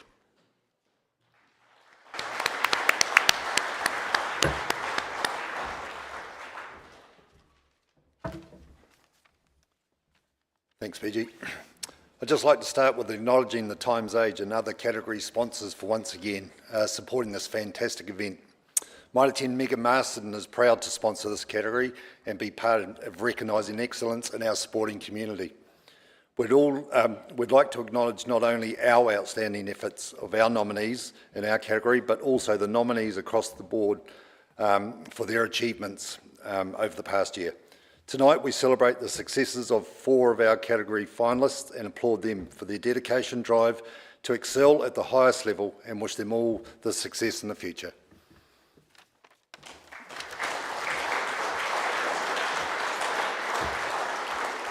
The finalists in the Mitre 10 Mega Master and Para Sports Personality of the Year: Greg Reid, Shooting; Lockie Dunbar, Athletics; All-Eighth Gary, Athletics and Swimming; and Sarah Aldridge, Athletics.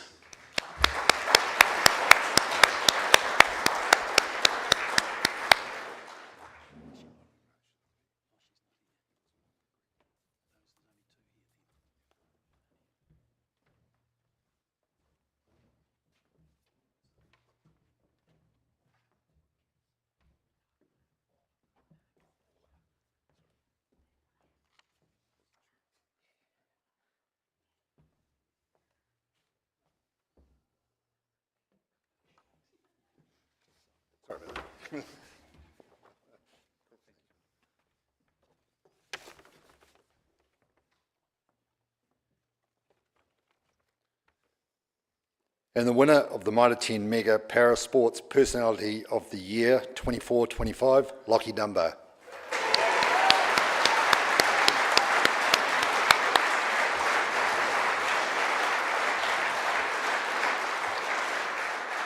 Lockie Dunbar won 2 gold medals at the New Zealand Secondary Schools Athletics in Timaru.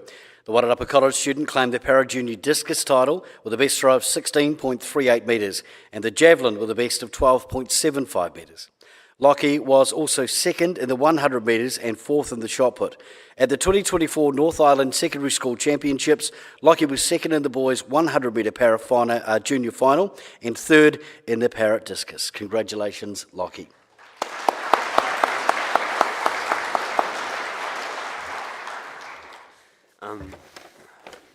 Thank you for my parents and my coaches for driving me everywhere to my athletics, and it's a little bit out of my comfort zone, and I want to get to my athletics about my mum and dad driving me around and doing all this for me, and it's a big improvement in my sporting career, and I'm happy to be nominated and win, and thank you.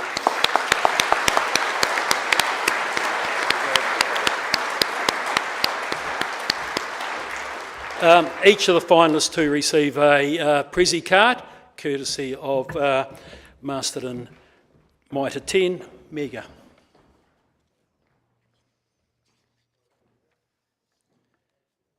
Right, it's time to move on to a very special part of the evening, the Wairarapa Sports Education Trust Scholarship. And this year, the Wairarapa Sports Education Trust will award 3 scholarships of $500 each to go towards special coaching, training or competition expenses.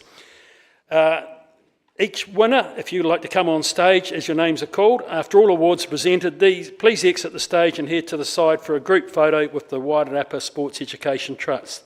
I'd like to now welcome Mark Childs and Olivia Gange of the Wairarapa Sports Education Trust onto the stage.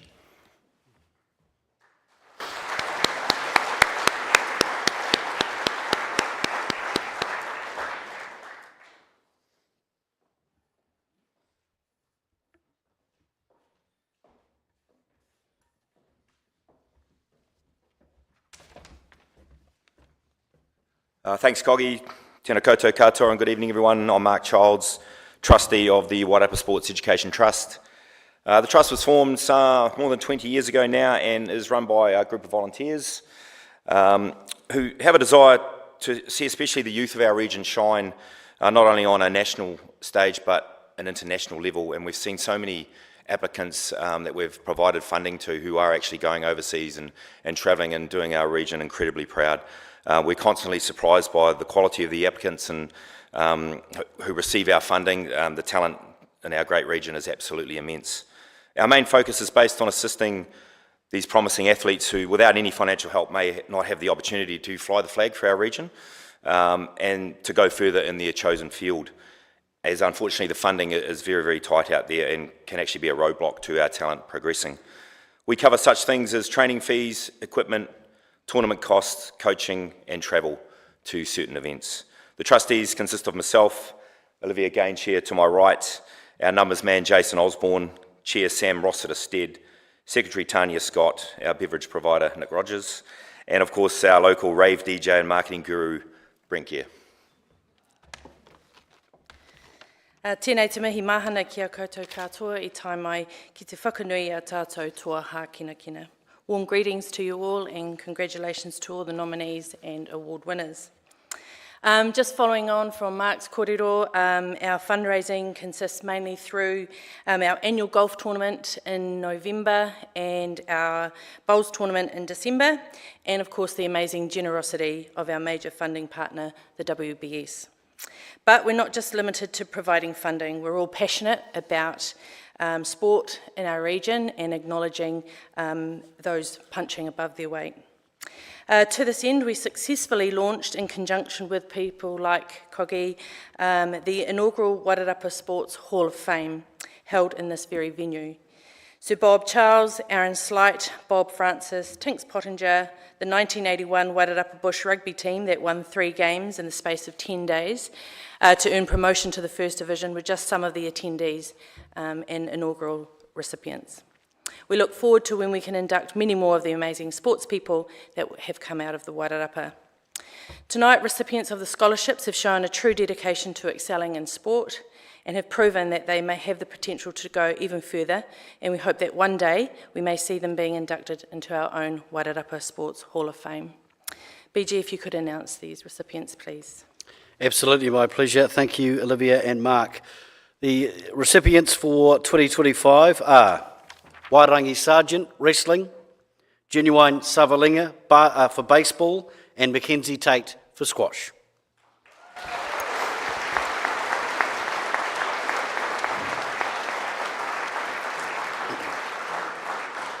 Wairangi Sargent, 14 years old, from the Featherston Wrestling Club, and is a gold medalist at the Oceania Wrestling Championships in Pango Pango, American Samoa. Wairangi has had an outstanding year on the wrestling mat, establishing himself as one of the most promising young athletes in the sport, both regionally and nationally. Representing the Featherston Wrestling Club, Wairangi has shown exceptional commitment, discipline and strength, traits that have helped him achieve remarkable success over the past 12 months. In the past year, Wairangi claimed multiple podium finishes at regional and national competitions. He won 2 golds at the under-17 60 kg freestyle and beach wrestling at the Oceania Wrestling Champs, 2 gold medals in the under-15 57 kilogram freestyle wrestling at the New Zealand National Champs, 1 silver medal under 15 57 kg freestyle at the New Zealand Secondary School Championships, and a silver medal in the under-15 62 kg freestyle wrestling at the Australian National Wrestling Championships. Wairangi has also represented the wider Wellington region with pride and has been a strong ambassador for the Featherston Wrestling Club. Wairangi Sargent.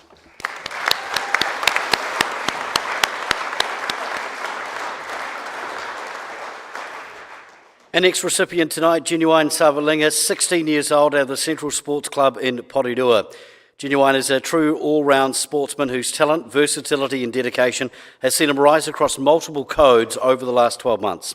Representing the Central Sports Baseball Club, Genuine has had a stellar year on the diamond, displaying powerful hitting, strong fielding, sharp game sense, and that have earned him recognition at both regional and at national levels. He's been selected in the Baseball New Zealand national squad and the Southern Cross Baseball Pathway 16 and under squad to compete at the Babe Ruth World Series tournament in Missouri in the United States. Genuine sporting achievements don't stop with baseball. Over the past year, he's been selected for a range of representative teams across several codes, including rugby, volleyball and softball, a testament to his natural athleticism, coachability and competitive spirit. Whether he's spiking a volleyball, tackling on the rugby field or swinging a bat, he gives 100% in every single sport he plays. His ability to excel in a diverse range of sports does speak volumes about his work ethic and passion for competition. Genuine Savalinga, a name to watch for Wairarapa sport.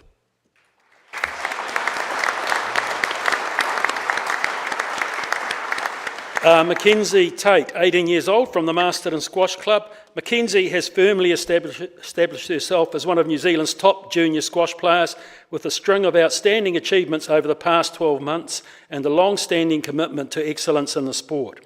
Representing the Masterton Squash Club, Mackenzie continues to make her mark on both the national and international squash scene. This year, Mackenzie achieved second place in the North Island junior age groups for under-19 girls. At the 2024 New Zealand Junior Nationals, Mackenzie finished a strong fifth in the under-19 girls category and was a member of the Wellington team that went on to win the national teams event, a major accomplishment in the junior squash calendar. A testament to her consistency and elite performance, Mackenzie has been selected to represent New Zealand for the Junior World Squash Championships in Cairo, Egypt. More on that a little bit later. Mackenzie has also tested herself on the international stage, having competed in both the Canadian Junior Open and the US Junior Open, valuable experiences that have broadened her game and confirmed her place among the best young players globally. Dedicated, driven and humble in her success, Mackenzie Tate is a true ambassador for her sport and her region. And I checked it out before I came down tonight, but Mackenzie, she's competing in Cairo in the World Juniors. She lost in the first round to a very strong English competitor, Harriet Broadbridge, 11-8, 11-5, 11-5. She's got a bye into the second round of the plate, so she's going to achieve her aim of a top half finish. So that's Mackenzie Tate from the Masterton Squash Club.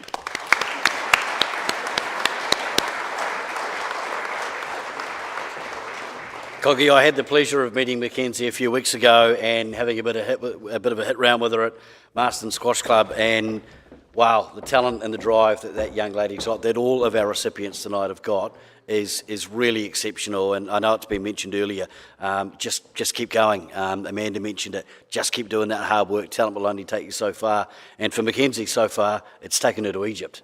BG, one thing I noticed with the youth sports people, whether it's a girl or a boy, how approachable they are and how acceptable they are to talking to the media, and that's an important factor too, of being able to deal with those sort of situations as 100%. You learn your game. So 100%. That's it. Just on that, we're due for a drinks break, Coggy. We are, and you know all about that too, don't you? So we'll have a 10-minute break, eh? All right, we'll catch you back real soon, ladies and gentlemen.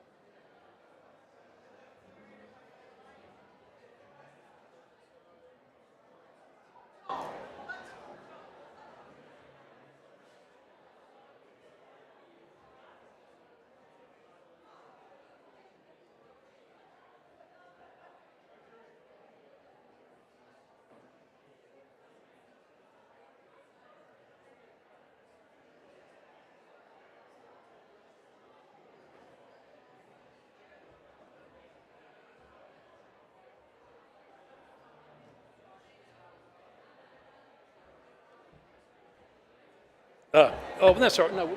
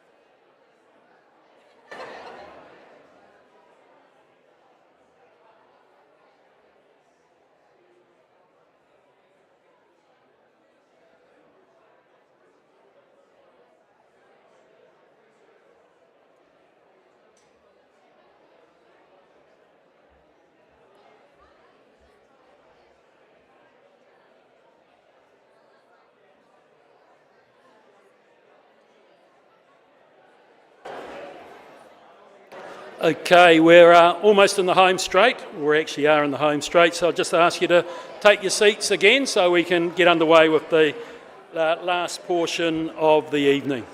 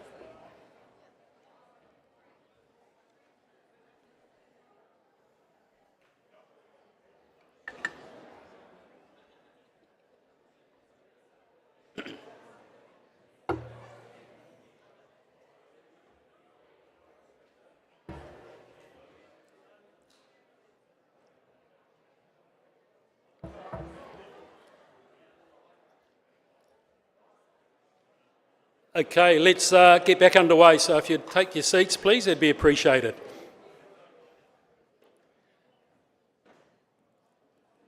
Our next category is the Back in Action Senior Sportswoman of the Year. It's open to any sportswoman who's achieved at a high standard in any sport, participating at national and or international events, and it's limited to Wairarapa residents or representatives of Wairarapa teams. I'd like to welcome Marianne Monestra to the stage, the director from Back in Action.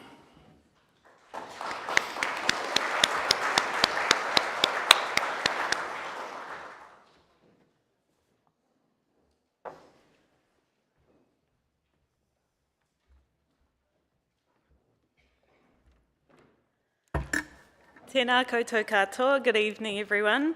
It's a real pleasure to be here tonight, surrounded by such an impressive group of athletes, both in this room and at our table at the Senior Sportswoman category. At Back in Action, we've had the privilege of supporting many through injury, recovery and the push to reach the next level. That journey takes more than just physical effort. It takes grit, patience and a deep love for your sport. To Amy, Anna May, who this is her third time coming up tonight, Georgia and Ocean, congratulations on your nomination. You've each shown exceptional commitment to your sport, and being recognised here tonight is a reflection of your hard mahi. We hope you're proud, because you should be. We're proud to support you and wish you all the best for this evening and beyond. And our finalists tonight in the Back in Action Senior Sportswoman of the Year are Amy Linton, Speed Golf; Anna May Gudsell for Hockey; Georgia Atkinson for Cricket; and Ocean Bartlett for Cricket.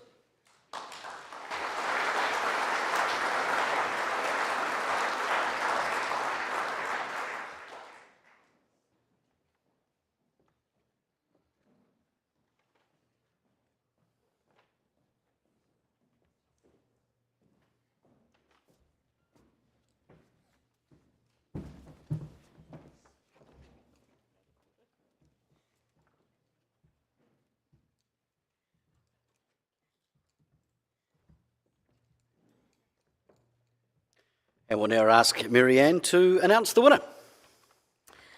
And the winner of the Back in Action Senior Sportswoman of the Year 24-25 is Amy Linton.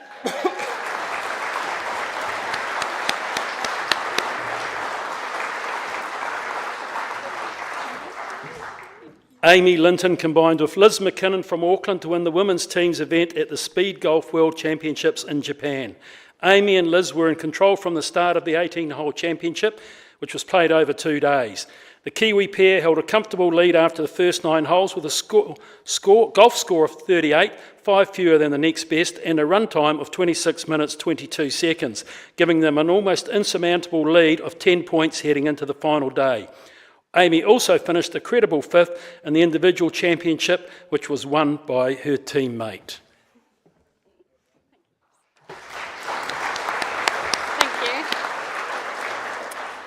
Thank you. It's a real honour and a privilege to stand up here amongst all of you sports people and volunteers and administrators.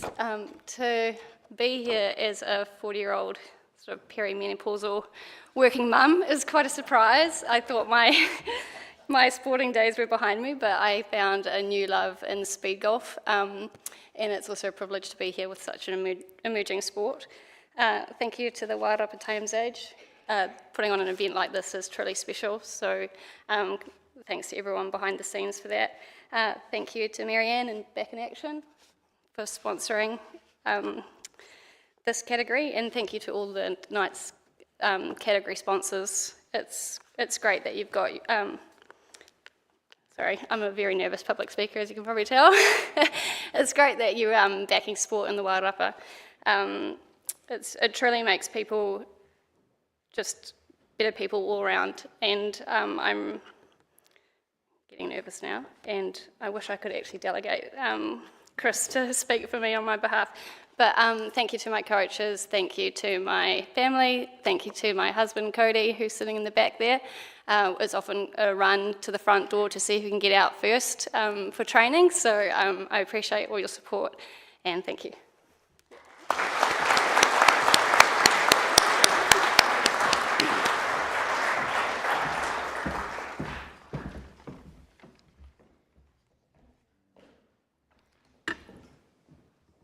On to our next category, Coggy, the Senior Sportsman of the Year, proudly sponsored by the Wairarapa Event Centre. Okay, it's open to any sportsman who achieved a high standard in any sport, participating at national and or international events, limited to Wairarapa residents or representatives of Wairarapa teams. I'd like to welcome Ron Mark, the Mayor of Carterton District Council, to the stage, please.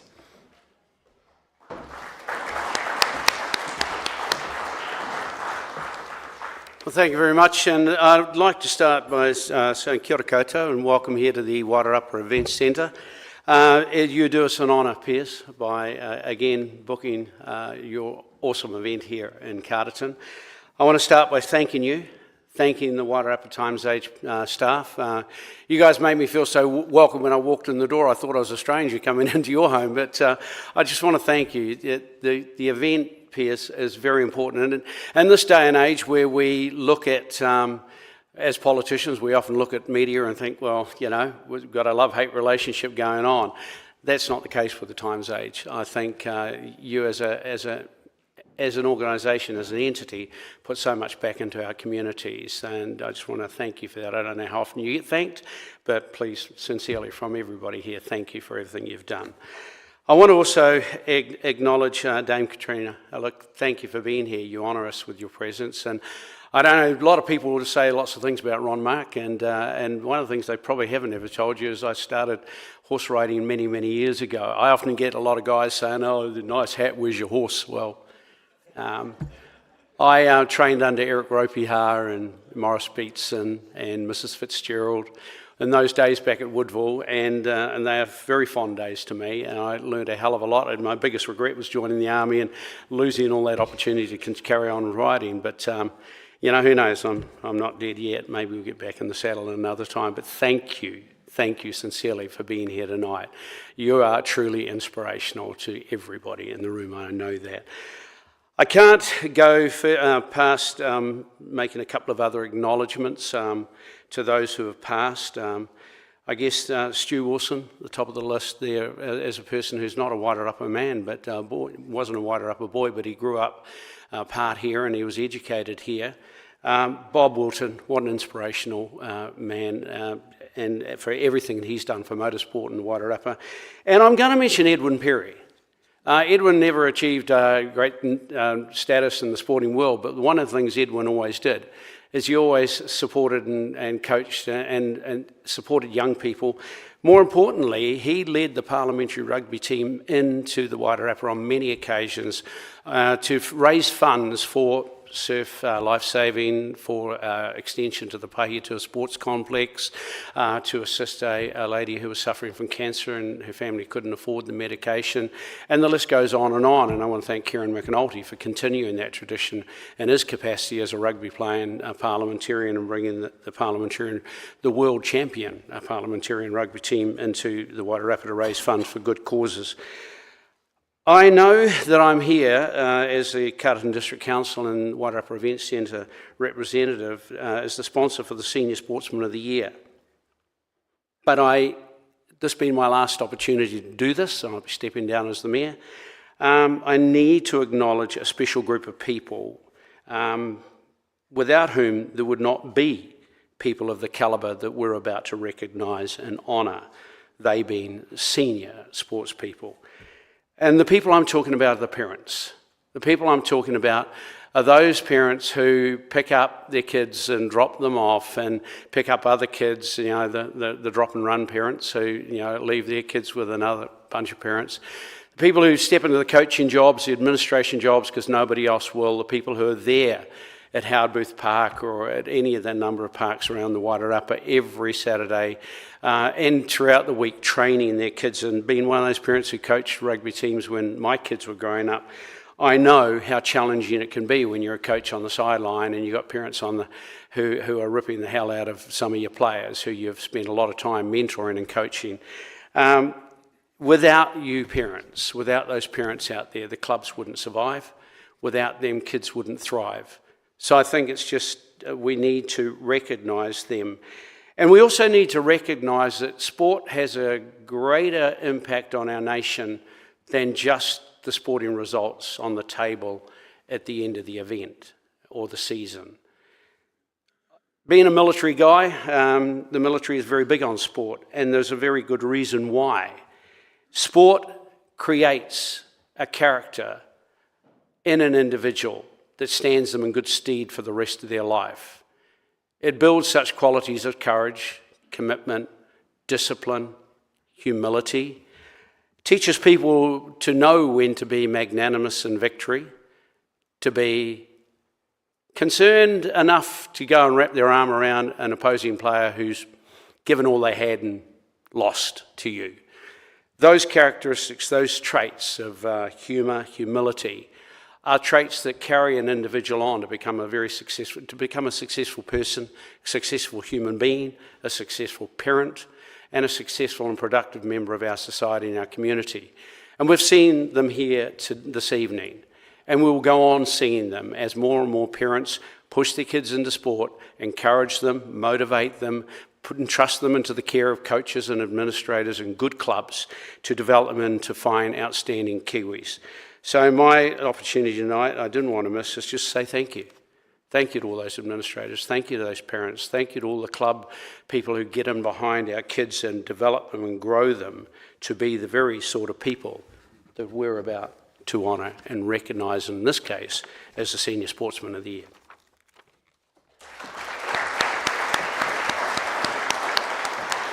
The finalists in the Wairarapa Event Centre Senior Sportsman of the Year: Alex Semenko-Bucknell, indoor hockey; Benedict Van Werkum, indoor hockey; Dane Lett, hockey; and Gavin Champion, multi-sports.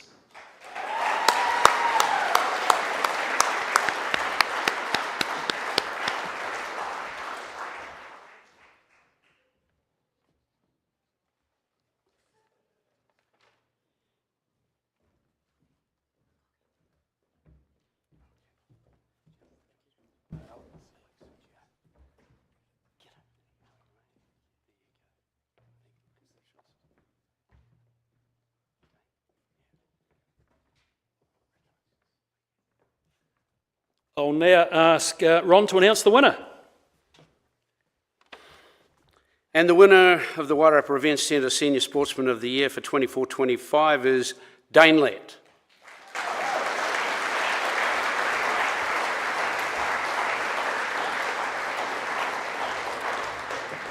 Dane Lett has represented New Zealand with distinction on the international stage, a key member of the Black Six at the 2024 Paris Olympics, making the starting lineup for all the team's games.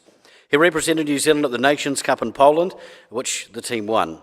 The Aslan Shah Cup in Malaysia, where they finished at third at the end of March. Dane has played 134 test matches. He represented Wairarapa at the National Tier 2 tournament and was assistant coach at the New Zealand Under-21 side that played Australia in the Oceania Junior World Cup qualifying tournament as well. Dane Lett.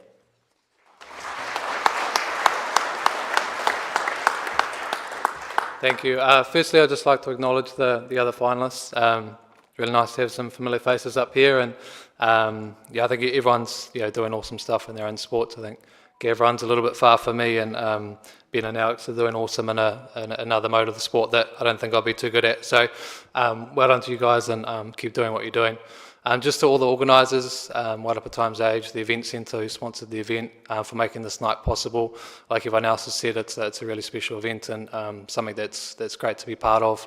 To Hockey Wairarapa, Dalefield Hockey Club, I think a lot of people have mentioned all the volunteers, the community that wraps around our sport. There's a heap of those people at those two organisations that have allowed me to do the sport that I do for a long time and continue to.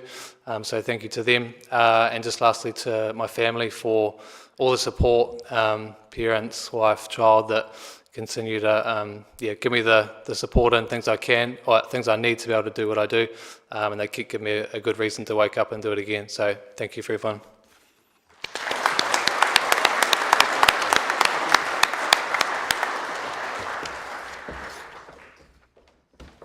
Cogie, our next award tonight is one of the biggies, isn't it? The People's Choice. The votes come flying into the Wairarapa Times Age.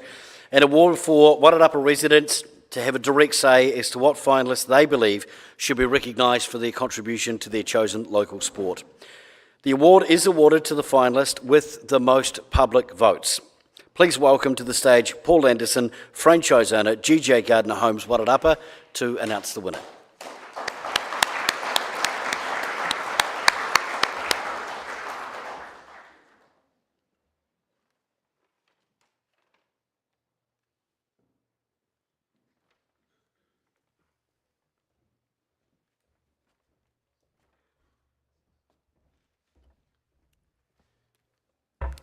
Good evening, everyone. So I'm Paul, the franchise owner of GJ Gardner Homes Wairarapa. Firstly, a big thank you to the Wairarapa Times Age for hosting such a great special event each year. Very important to recognise our local sporting talent. And yeah, to everyone in the room, a big congratulations to all the finalists tonight. It's been awesome to see. Thank you.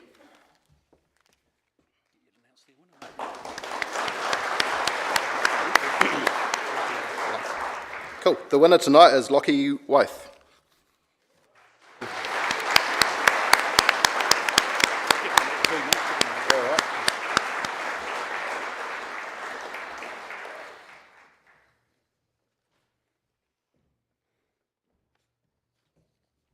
Lockie Wyeth is a promising Wairarapa hockey umpire, officiating in local secondary school and club competitions, including Wairarapa Women's Division 1 and 2. Lockie has a very good attitude towards umpiring and is always asking questions in order to improve. He holds the New Zealand Hockey Junior badge, the first step in hockey umpiring. And Lockie, he collected over 500 individual votes during the voting process. Congratulations, Lockie.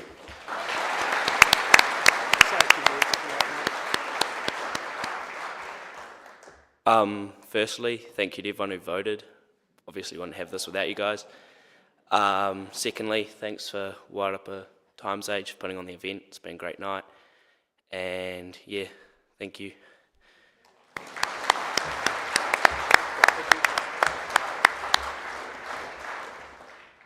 Well done, Lockie. Outstanding. Our next award tonight is the Core Legal Lifetime Achievement Award, an award recognising the lifetime achievements of anyone in Wairarapa sports. Please welcome Christian Jorgensen, Director, Core Legal.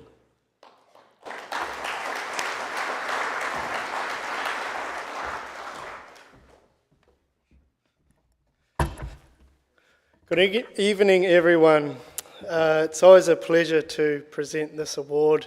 I would firstly like to offer my thanks, of course, to the Times Age for their wonderful team in organising a fantastic night, echoing what many have said before me. I would secondly like to offer an apology for wearing my coat on stage. There was an unfortunate incident with a stroganoff mushroom earlier in the evening, which has necessitated such action, and I do beg your indulgence for that. Listening to all the awards tonight, I have actually come up with an impromptu and unofficial award which I would like to present prior to the Lifetime Achievement Award. And that award is for the award winner with the loudest, most raucous support crew at a Sports Awards award. And I would like to present that award to Dean Gooden. That's what I'm talking about. The support crews here make this such a fantastic evening, and it's really a big shout out to you guys as well up here to make it such a wonderful night to celebrate these nominees and winners tonight. So big shout out to you guys as well. But moving on now to the important Lifetime Achievement Award, Core Legal. So proud to present this. We've done it for a number of years now. Don't announce it. No, I don't know I don't know who it is. It is a who am I? So this person doesn't even know who it is themselves, I believe. So True. I look forward to hearing who this wonderful person is. Thank you. Quite right. We're going to get Coggy from the Wairarapa Times Age, our wonderful sports reporter, to announce the winner. And Coggy, this individual we both know very well. Yes, it certainly is. And BG, before I get on to it, when I left the office today, one of my workmates said to me, "Don't get emotional tonight, didn't you, Nikki?"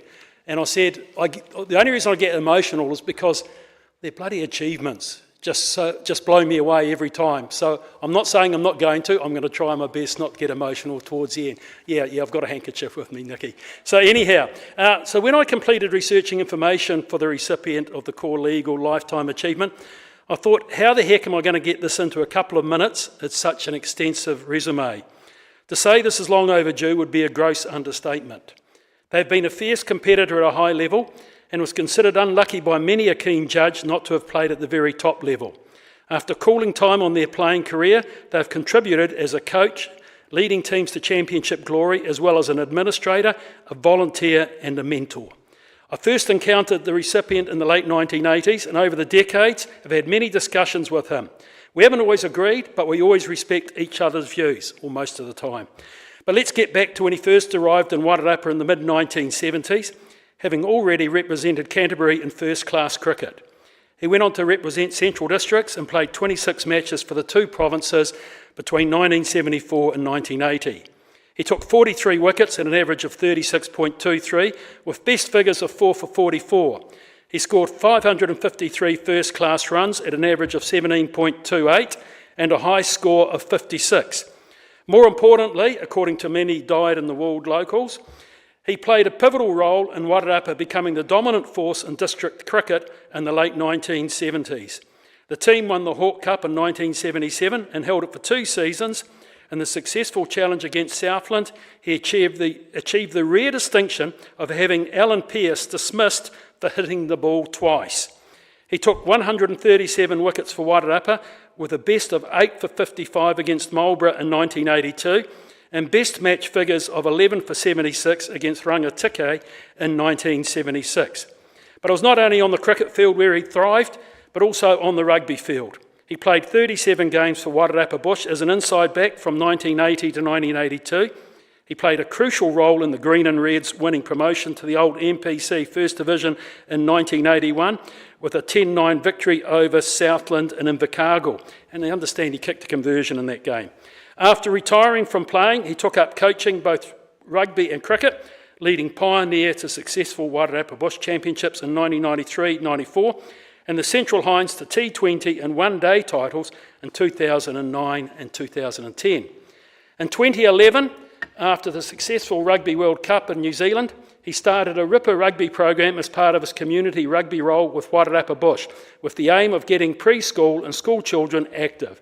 He still operates that program today, and he told me on Saturday that he gets paid petrol money for it, and he loves doing it. It's voluntary work. He's a life member of Wairarapa Cricket, Wairarapa Bush Rugby, the Lansdowne Cricket Club, and the Pioneer Sports Club. He's been a groundsman and spent 12 years as a sports development officer or advisor for Sport Wairarapa. More recently, he has been a coach and mentor for Emma McLeod in her progression to the White Ferns. He's a huge advocate of the theory that sport is a vital component in the well-being of any community. His mantra is, society owes a huge debt to sport and that it teaches so many of the values which are necessary to make a community tick. We should never lose sight of that fact. He's just one part of a remarkable family that has contributed so much to New Zealand sport, and I've great pleasure, this is the tough bit, in announcing the Core Legal Lifetime Achievement recipient, Doug Bracewell.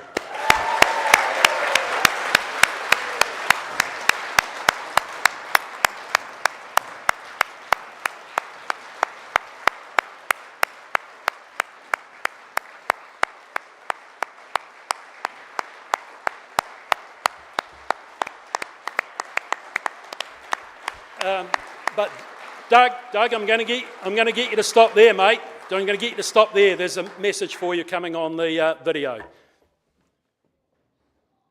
Congratulations, Doug. This lifetime achievement award is so well deserved. You've given so much to sport in the Wairarapa, from cricket to rugby, whether it's taking one-on-ones or getting chased by little kids playing with the rugby.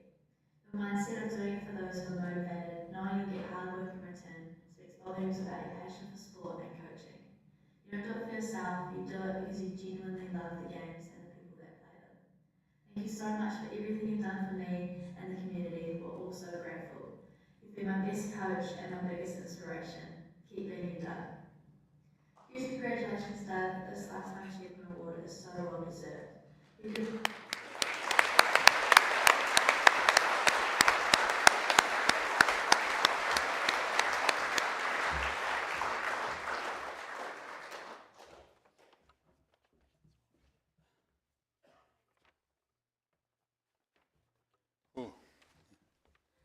Yeah, thanks very much, Chris, for that. And yeah, no, it's when I came to Marsden in 1970. Yeah, it was an opportunity that was given to us, and I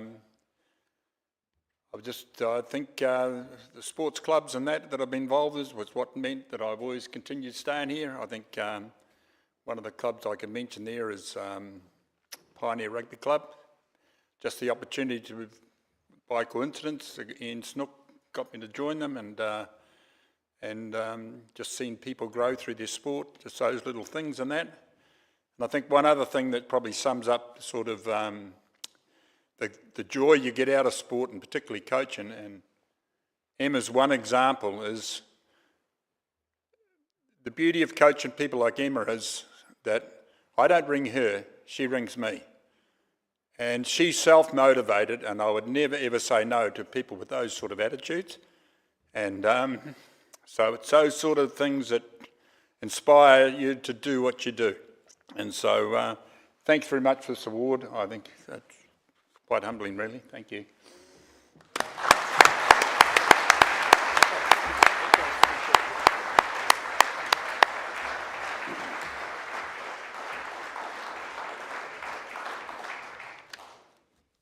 You need a minute, Coggy, or you're all right? Yeah, I'm okay, mate. Yeah, I'm all right. Yeah, got over it now. Thanks, Doug. Congratulations, mate. I've had the pleasure of working alongside Doug a couple of times. Absolute legend. Coggy, our next award recognises the Supreme Sportsperson or Team of the Year, chosen from our 15 category winners. The award is awarded to a category winner judged to have made the biggest impact in Wairarapa sport. This is the Wairarapa Times Age Supreme Award. I'd like to welcome back to the stage Piers Fuller, editor of the Wairarapa Times Age.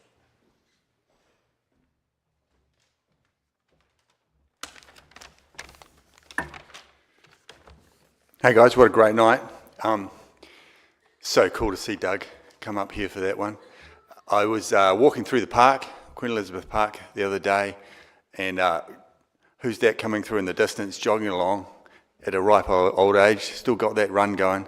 And it's Doug, so we stopped for a chat, and I just started thinking, this is the exact spot where he used to tell me how to rake the stones in Queen Elizabeth Park when I was 18 years old, at my first job working under him. And he inspired me to write a column about how cool it is to live in Masterton. You know, these people that we run into, the parks that we have. It's all this stuff, you know, and it's an awesome place. You know, my kids want to get out of here. They want to go overseas or whatever.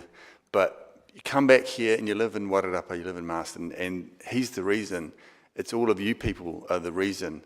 And we run into each other all the time. And it makes a night like this really special. So he's the epitome of, well, he said sportsmen inspire him. He inspires me, and he inspires the Times Age. And we're a news organisation, and we've got doing the news is easy because it's so interesting. You know, all these people, every single one of you out there is a news story. So my job's easy.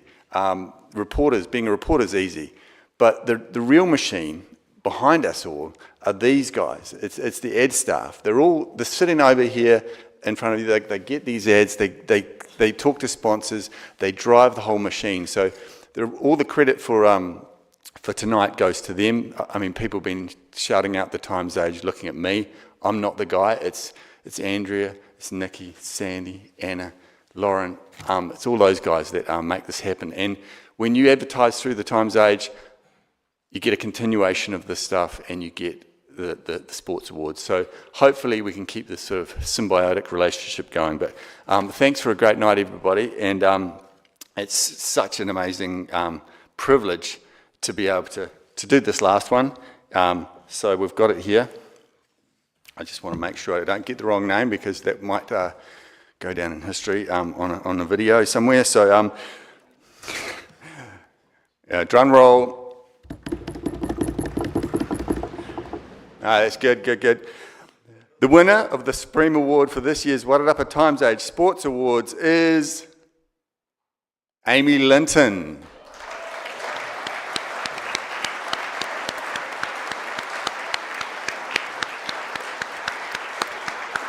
World champion. We don't get too many of those, do we?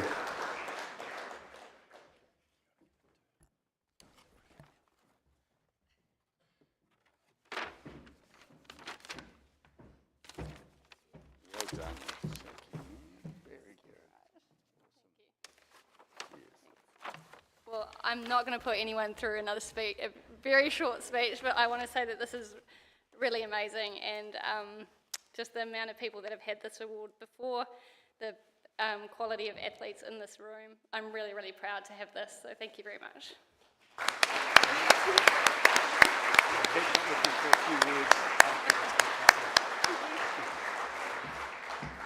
Coggy, what a heck of a night. Congratulations to all of our finalists, for everyone coming along. It has been quite the evening, and just the level of talent every year blows us away, doesn't it?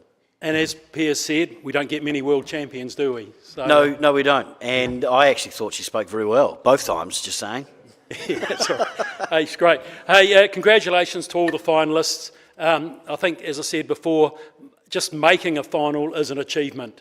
And the quality over the last 7 years for these awards has grown significantly, and I expect it to again. In the youth and junior categories particularly, we are very, very strong, and I can tell you, like the youth sportswoman, I think there's 3 or 4 national champions left out of the final 4, so that shows you how tough it is. Yeah, and it's something I said to Mackenzie a wee while ago before she headed off to Egypt for squash, and I said, it just proves that anyone that says, oh, you come from a small provincial area, you can't achieve anything. Bullshit. Look at what we've done tonight. I mean, just with the people in this room, the ones that have missed out on being finalists, it really speaks to how well we are as a region, how well placed we are as a region, and I think grounded as well. So, we do, I know people say it and you kind of think, oh, it's one of those cliches. Cliches become a cliche for a region, and we punch well above our weight, and we damn well do, and we should be very, very proud of that. Okay, and a few thank yous. Of course, thank you to our guest speaker, Dame Katrina Williams, and for Mr. Williams driving her here tonight. Thanks to our event sponsors, Osborne Group, Transit Coach Lines, Eastwood Motor Group, Kiwi Span Wairarapa, DPA Chartered Accountants, and Garworth Barrage Lawyers. To Breedcraft, thank you, Masterton District Council, WBS, Bell Street Early Learning Centre, and Cycling Tom Bike Shop. Thank you so much for your sponsorship. Mitre 10 Mega Masterton, Back in Action, Wairarapa Event Centre, GJ Gardner Homes Wairarapa, and Core Legal. And of course, special thanks to our special contributors, New World Carterton, Trust House, the Farriers Bar and Eatery and the Grill at Solway Park, LeGras Vineyard, and Mitre 10 Mega Masterton. And most importantly, thanks for my co-host tonight. And look, we've got a special for you, a little gift for you, BG. So thanks for helping out once again. Mate, I love it. It's fantastic.